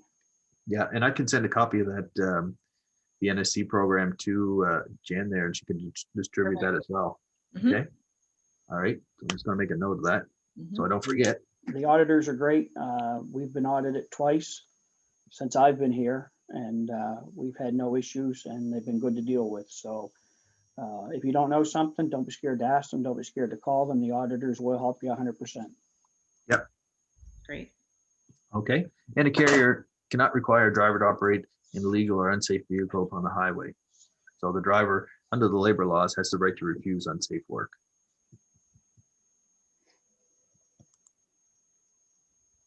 Speaking of the National Safety Code, here we are. So the Atlantic provinces, in cooperation with other provinces and territories, the government of Canada, and in constellation with the transportation industry, has adopted a National Safety Code, the NSC. The code is made up of 16 minimum standards that will support carriers and drivers to remain in compliance with local, national, and international rules for owning and operate commercial vehicles. All right, so the 16 standards. Once you're operating a commercial vehicle, okay, whether you are registered with the NSC or not. So if you have a 3/4 ton registered for 3,000 in your trailer, registered for 4. Once you become a commercial vehicle, you are regulated under these standards, even though you're not part of the NSC or registered with the NSC. You're still required to follow the 16 standards within the NSC. So the first standard is single driver's license. And like I said, it's illegal to hold 2 driver's licenses. Even if you're within the same jurisdiction and you upgrade your license and you didn't turn your other license in, you can only have 1 driver's license. You're responsible to turn that in. Knowledge and performance tests. Okay, when we go and upgrade our license to a class 3 or class 1, or even just going to get a driver's license. Driver examiner training, that's for the driving schools. There's a standard for them as well. So probably won't affect most of you fellas. Classification of driver's license program. So that's your class 5, 3, 5, 7, 8, all your classes. Self-certification, you're not going to be getting into any self-certification. Medical requirements, once you're a class 3 or class 1, you're required to have a medical. Carrier record keeping requirement. There's a standard that says the carrier has to keep records for, I'm just trying to think, 2 years, I think it is. Short-term suspensions. That can be driver's license suspensions or suspension from the truck being put out of service, driver out of service. Hours of service, all the regulations, standard 9. Standard 10, we talked about the load security. Standard 11 is commercial vehicle maintenance. So standard that when we're doing CVSA, we refer to that standard. It's all towards commercial vehicles. Commercial Vehicle Safety Alliance Roadside Inspections, or CVSA. That's another tool we use. It's kind of the minimum standard of the minimum standard. Daily trip inspection report. You notice it's not pre-trip anymore, it's daily. Safety ratings. We'll talk a little bit about safety ratings in a bit. Facility audits. Aubrey alluded to the auditors will come to your facility and they'll go through your records, your maintenance records, your hours of service, your trip inspection, what type of insurance you have, everything. And first aid training. So the goals of the NSC. So they want to reduce fatalities and injuries, property damage, and other highway incidents by assisting commercial carriers and drivers in understanding how the NSC standards will allow them to operate legally and safely on the highway.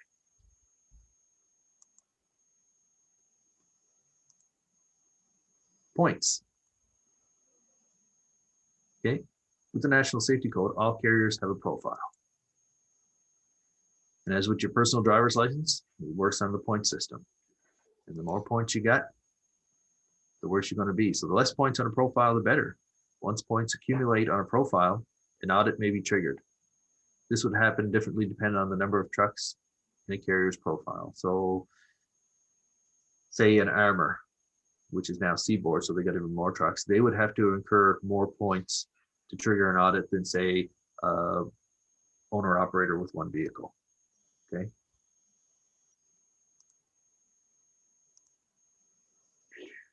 Convictions. If a driver is convicted of an offense while operating the carrier's vehicle, there may be points awarded to the carrier's profile, dependent on the conviction. Any moving violation. Yeah, so if you get a ticket, and say you didn't have your load secured properly, and you got a ticket for that, and the driver was going to eat that one because the carriers provided them with the proper tools to properly secure it. Driver goes and pays the tickets. The points are going to show up on the carrier's profile. So if you get a ticket or anything from a peace officer on the highway, the NSC states that piece of paper has to go to the carrier. Okay. And they copy it before it gets paid or what have you, but the carrier is supposed to be notified.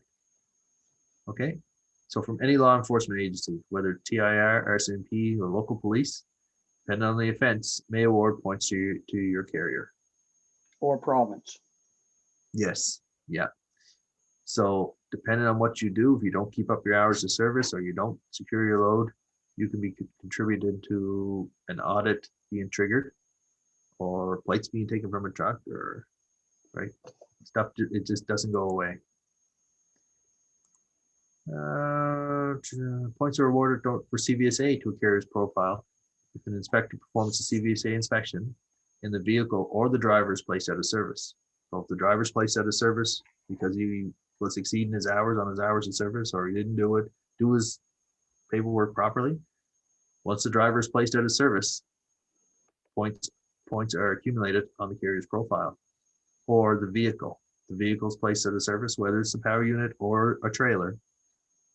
Once the out of service is incurred with CVSA, points go on the owner's profile. Right?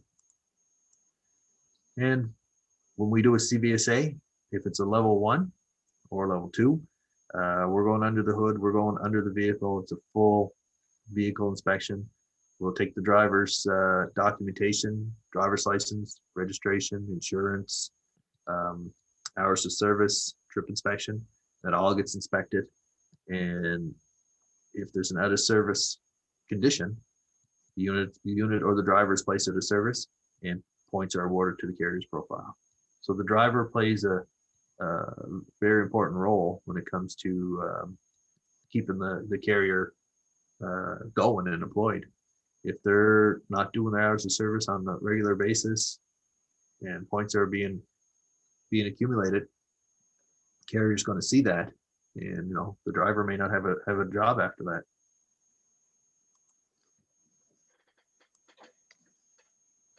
And at fault collisions. So if a driver has a collision with the carrier's vehicle and is found to be at fault, points get awarded to the carrier's profile. And that's usually after all the investigations are done, the police reports go in. The auditor group will look at these collisions and determine fault. And if the carrier is at fault, they will get points. Okay. And nobody wants to be in this situation. But accidents do happen. And if you got everything in order, right? Load secure, license, hours of service up to snuff, trip inspection is good, no major defects, right? Then the accident is an accident. Whether you're at fault or not, that will be determined by the police. So the safety ratings. So there's 4 safety ratings. So satisfactory, unaudited. Once you apply and you're in the NSC program, you're automatically satisfactory, unaudited. So that's, you're good and you never had an audit. Satisfactory audited is just that. Once if an audit was triggered, and an audit doesn't have to be triggered by points. It could be just a random, they're going to go in and audit. But once they go in and they audit you and you're satisfactory, then your category is satisfactory audited. Conditional. So the auditors that went into the carrier, found some problems, they're going to let them continue operating with certain conditions, and they, within 6 months they're going to go back, and if the conditions aren't up to where they're supposed to be, they can become unsatisfactory. Okay. So if an unsatisfactory rating is achieved, the registry may remove plates from vehicles. Once plates are removed from the vehicle cannot be moved upon a highway, and all transactions within the registry are halted. So you can't register, you can't sell it, and trucks will basically become a lawn ornament, right? Because you can't do anything with them. And you can't rent to increase your fleet size either. No, it's like I say, the driver is key in keeping the carrier's profile looking good. Okay, they're not the end all be all to keeping it there, but they're a major part of that. And in today's society, safety is the culture. Years ago, not so much, but yeah, it's shunned upon when you're not operating safe. So the guide to Nova Scotia trucking. So if you want, you can scan that QR code or go to that website. Okay, and there's a PDF there that has everything for the Nova Scotia truckers, from hours of service, trip inspections, special move permits, weights and dimensions. It's all in this book, and it's kind of a Cole's notes of all the regulations that are required. Great to have on hand for a reference. We update it as need be. There's tons of links in there to regulations and websites. It's a good all-around book. So I'll just leave that on there for a minute or so, and if you want to scan it, it'll take you right to that book.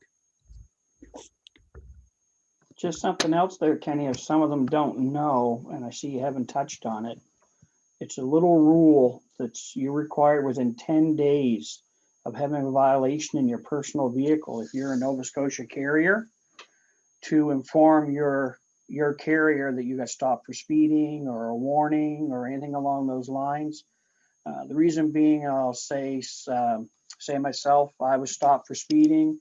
I'm going to lose my license for 7 days. I'm to notify my carrier, give them a copy of the ticket, tell them what happened, inform them I will lose my license for 7 days for speeding. If I don't tell them, it's against the law, and my company can be fined as well as myself. There's a section for that right in the act. Yep. And the other thing is they also could be charged for letting me drive while suspended. Yes. Yeah. They didn't know 100% about right. that, and they come in and they audit, and they found out that I worked driving truck for those 7 days. Then the company can be fined letting me drive while suspended. It's a big rule. Yeah, and not to mention if you had an accident and you were Yes. suspended, now there's no insurance on that vehicle. Yeah. Right. It's a slippery slope if you're trying to hide that stuff. You're far better off being upfront with your company, and I'm sure your company would appreciate you more for being upfront.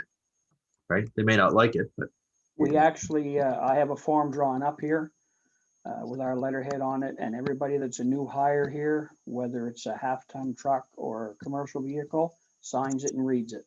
Yep. So Yep. that we know that they're aware of it. yeah. And part of the NSC is keeping a driver file as well, and Mhm. that's something that would be in your driver file, and yeah, that'd be awesome. All right. So some of what we see when we're out there. Hey, that's me. that's what most of us look like. So here's a guy hauling hay bales, and it's probably solid, so probably fairly heavy. No load security, other than he told the inspector that stopped him they were tied down because he had the plastic tied. So you're looking at plastic on snow, very slippery, right? If that decided to slide, that's going to tip right over there. You know, load security is 0.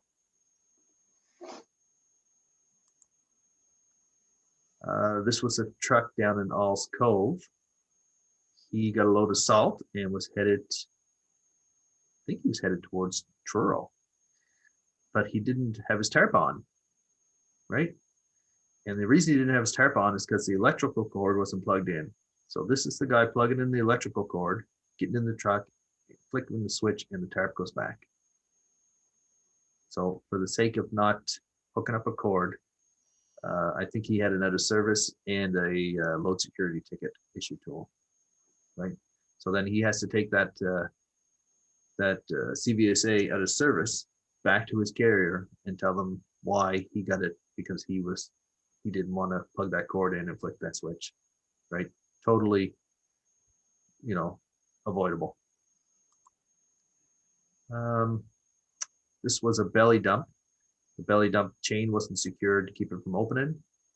He had 4 pumps in here and a transmission. And when he arrived in Alls Cove, all he had was 1 pump. The other ones were up in Brownies River somewhere on the highway.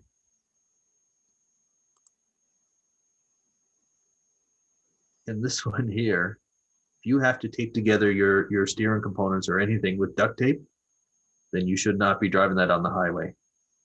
Okay? You're inspecting your vehicle. Inspect your vehicle. Take a good look at the components, right? Not one of my old pictures, is it? It could be, It could looked be. like it. Yeah. This one here, the boot probably come down to about here on that. So the gentleman noticed a crack, of course, right? And we rolled the boot up.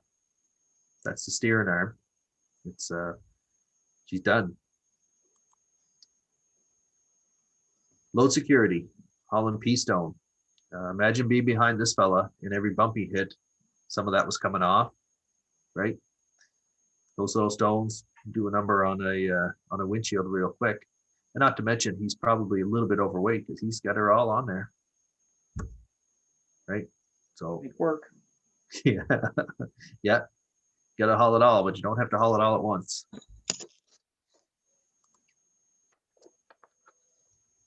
What do you see here? Right here. Most of these have two bolts going through, and this one did, but he's missing one now, right? Oh, wrong side. Okay, missing parts. Okay, missing the lower bolt. Anything else there that see might be a violation? He does have his pin in here. Chain's a little weak. Yeah, safety chains. More than 20%. Once they exceed 20% wear, they are deemed no good. This guy is well beyond 20%. If you got to twist your chains to keep them off the ground, or a bungee cord over the top to keep them up, but it doesn't take long for a chain to become useless, dragging on the ground. Okay, see it all the time. And this, at night, the sparks are a dead giveaway. Wheels. This is on the heavier rigs, but this happens on utility trailers as well. Loose or over torqued wheel studs. If you got a loose wheel, the holes will elongate from going back and forth, right? So on this one here, you can see loose, loose, loose. This is the tightest one. So this is the one that wheel is going back and forth, wearing it out. Over here on the right, over torqued. Once it's over torqued, the wheel doesn't come loose. The studs start popping off because the studs are stretched. You're making a turn and putting even more of a load on it. They'll actually just pop off and break off. And then the wheel, then you're left with this. Gone. Last week in down here at the causeway, once the gentleman crossed the causeway, he had this situation. No oil in his hub or no grease, for the smaller utility trailers. And his set of duals left the trailer. It was a single axle trailer, so the trailer down on the ground, and the wheels luckily went into a fence and didn't hit a car. And there was no evidence of oil being in the hub. It was like super dry and rusty. So the gentleman, he never did a trip inspection. He didn't do it properly. Tires, right? You're operating a vehicle and it has tires like this, then don't operate that vehicle. They have to be changed. Take a look under your vehicle, right? Center bearing gone. It looks like it's been riding down low and not hitting up there, but I'm sure you would feel that. Safety chains and the breakaway switch. Your breakaway switch hooked in your safety chain, be prepared for a $237 penalty or your trailer placed at a service or both. This is not legal. Okay, this safety device here has to be hooked independently of this chain. All right, so it should look like this. There's a carabiner, can be clipped in the same spot, but cannot be in this chain.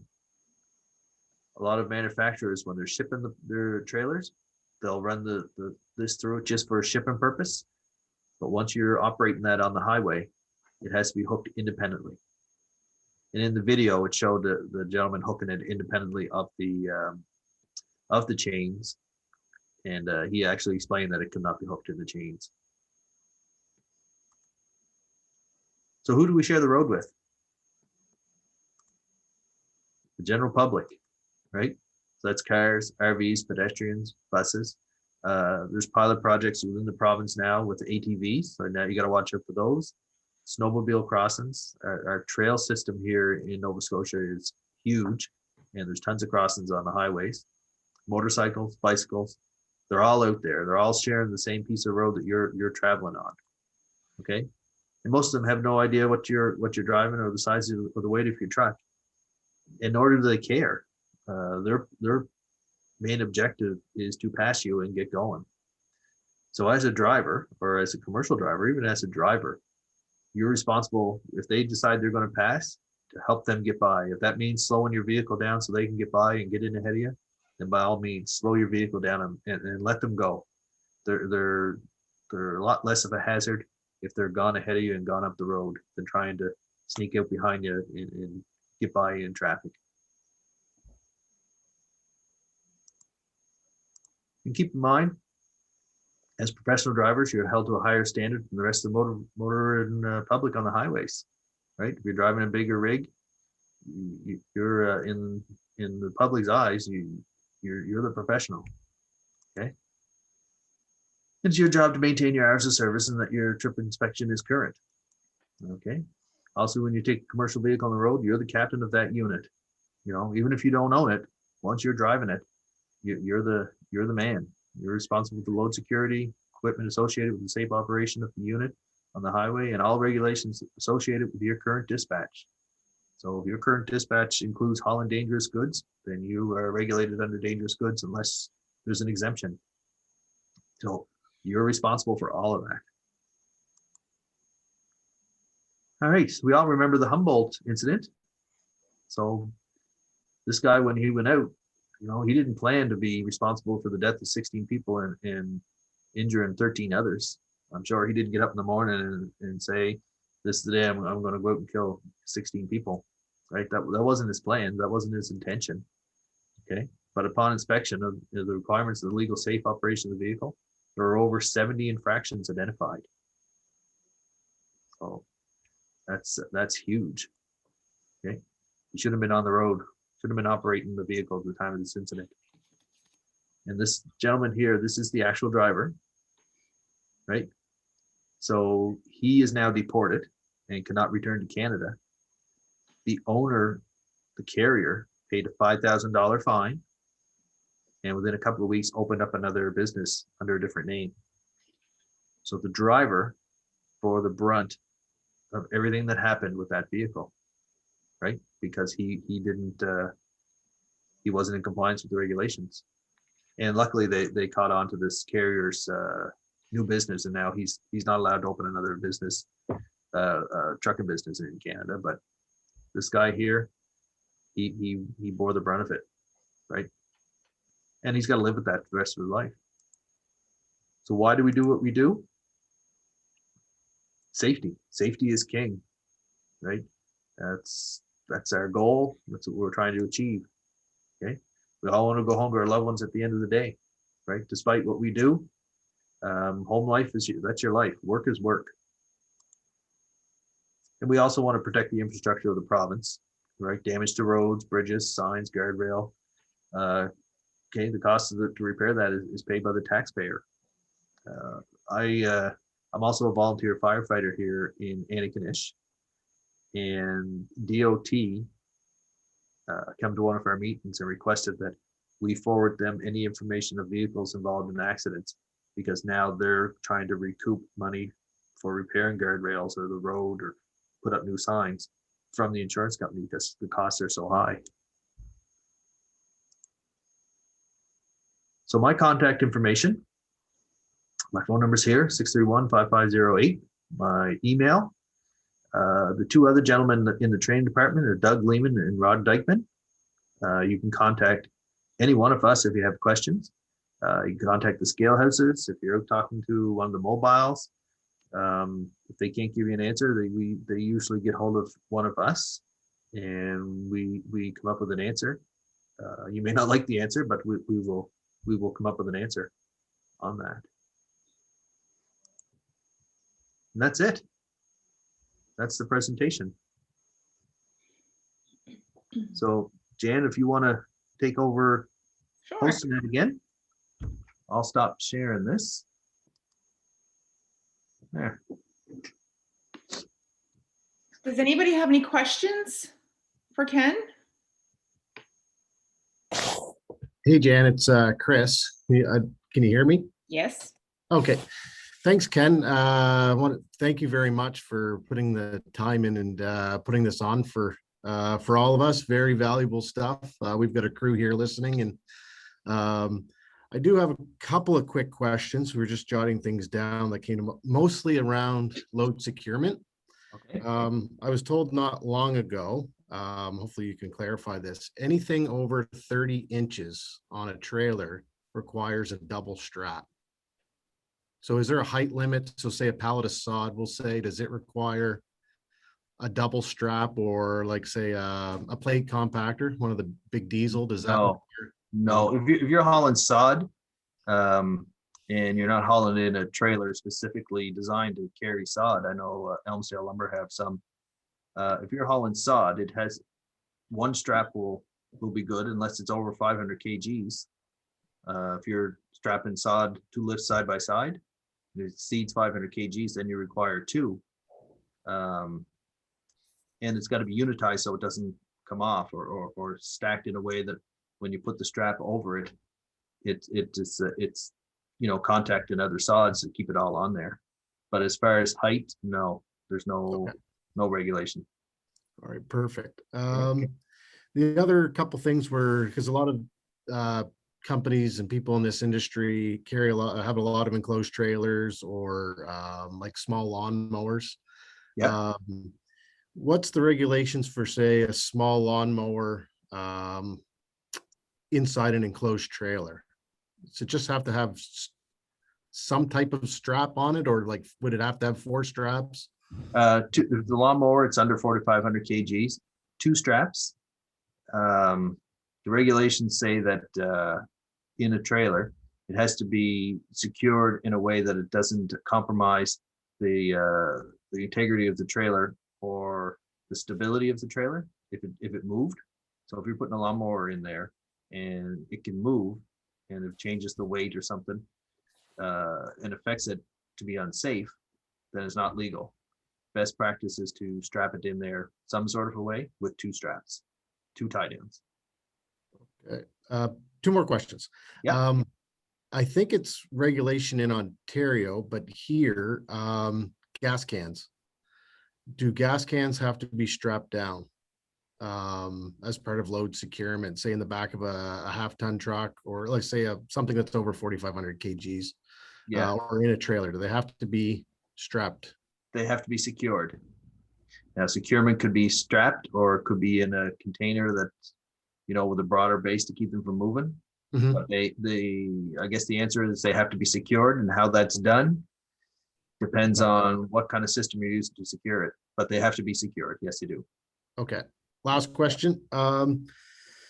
Is there a certain way, this might be a little bit difficult to explain, but so if we're chaining a machine down and our chains go through the stake pocket on the outside of the trailer, is there a certain way they have to, do they have to go down through the stake pocket and kind of back up and hook onto the inside of like a stake pocket or a hook? Or we've just heard certain people say, well, no, it can't be on the outside, it has to be down through, or so they're probably talking rub rails there.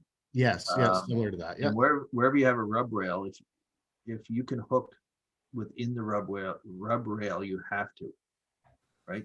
So as far as the stake pocket it goes, you could drop the chain in the stake pocket, hook it on the bottom, pull it up, and tension it up so it stays there. That's legal. But if that tie down becomes loose and that hook drops down, then it's no longer secured at all. Best practice would be to drop it through the stake pocket, back out around and up on the side of the stake pocket. Okay, perfect. Okay? But I mean, they could hook it at the bottom, but in the event of that tie down loosening up a bit or something moving, and then it falls off, and if you don't see that, I think I'd rather see it hooked over the top where gravity is actually holding it, because you can go down the road and not notice it, and the panic stop, and then there's absolutely nothing holding it. Oh, perfect. I know it's again, I want to say thank you for putting this on because it's answered a lot of questions for us here. So I see there's a bunch of questions in the chat that I think Jen will bring to you. So thanks again and very much appreciated. Okay, thank you.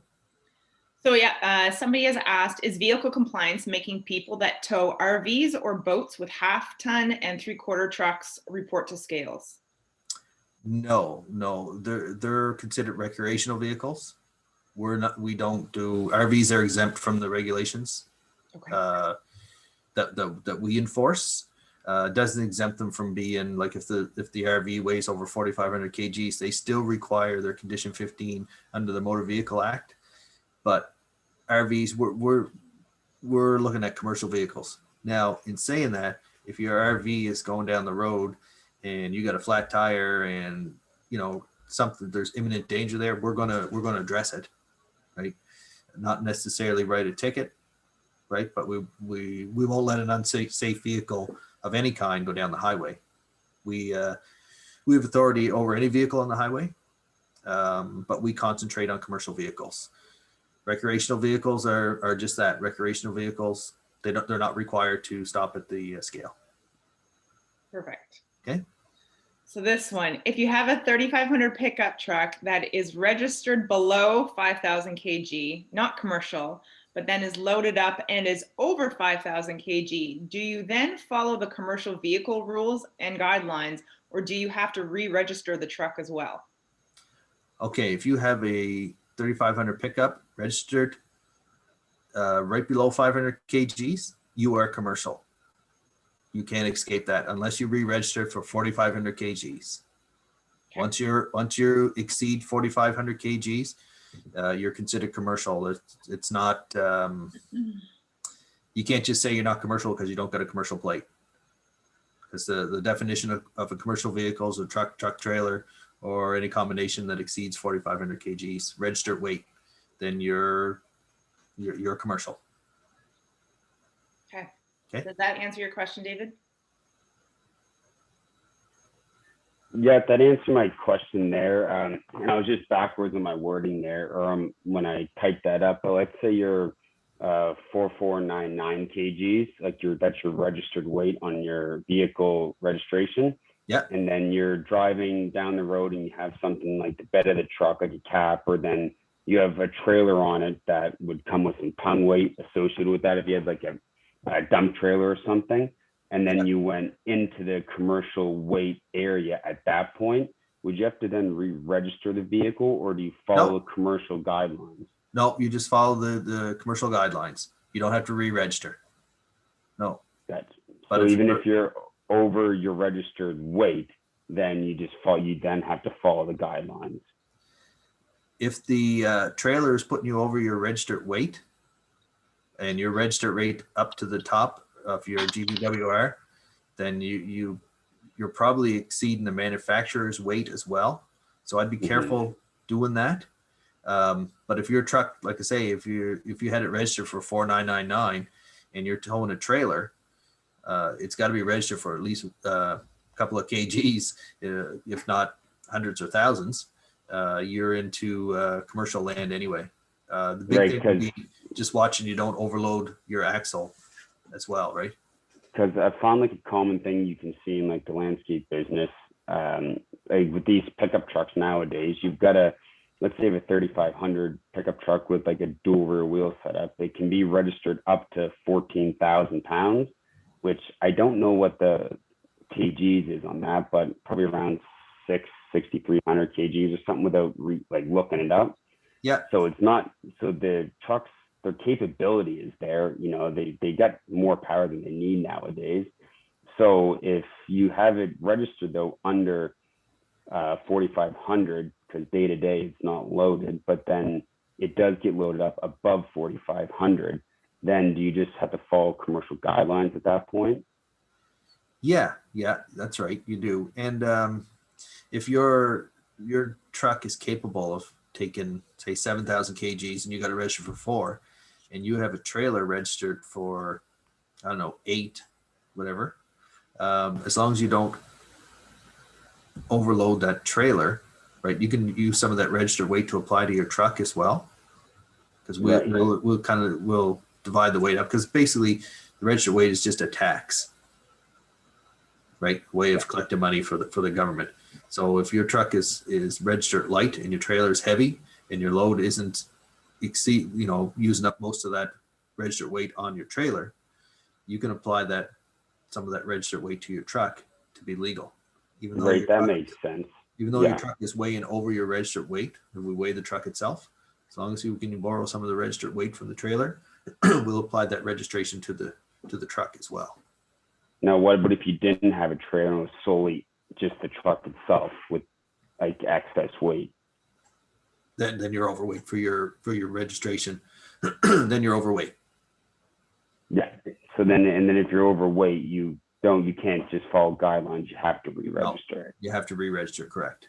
Right. 'Cause Okay. like I say, it's the tax, the tax on that weight. So if we can borrow it from a trailer that you paid your registration on, we can apply it to the truck. But if there's no trailer there to apply that to, then you get the registered weight of the truck. Gotcha. That makes sense. Perfect sense. Thank Yeah. you.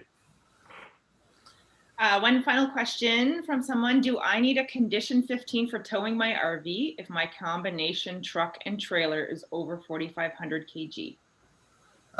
No, as long as the physical weight of your RV does not exceed 4,500 kgs, you do not need the condition 15. The condition 15 is for towing a trailer that is over 4,500 kgs, not the combination. So that's just the trailer. Perfect. Okay. Is there any other questions for Ken? You getting off easy, Ken. I know. Well, because they're all going to have your Ready to phone go. number and email. That's why. Yeah. Yeah. Well, on behalf of Landscape Nova Scotia, I want to thank you very, very much for doing the presentation and then agreeing to Zoom. It helped for sure bring more people than we could probably do in person. So thank you Yeah. very much. Yeah. And I apologize for the not being up on the Zoom, the Zoom buttons and stuff. Like I say, we usually use Teams. So, and I thank everybody for bearing with me during that transition. That's, you know what, we've all had issues with getting onto any sort of these video calls. We probably all have stories. I know I have several, and so does Chris Janes. So, anyway, so I wanted to say thank you very much. Yeah, and I'll send you a copy of that Trucker's Guideline Great. book. And if anybody's got any questions, if they contact you, you can contact me, or they can contact me directly, whatever. And yeah, we're here if you got questions. Awesome Perfect. job, Kenny. Okay. And done a great Thank you. job. Say hi to the boys for me when you see them. I will. And thanks for your help, Aubrey. I appreciate that. Yes. Not a problem. Thank He you. still Take has my care. back. Take care, Kenny. All right. Take care. Thank All you right. again. All right. Bye, Bye, everyone. everyone. Bye, See ya. bud.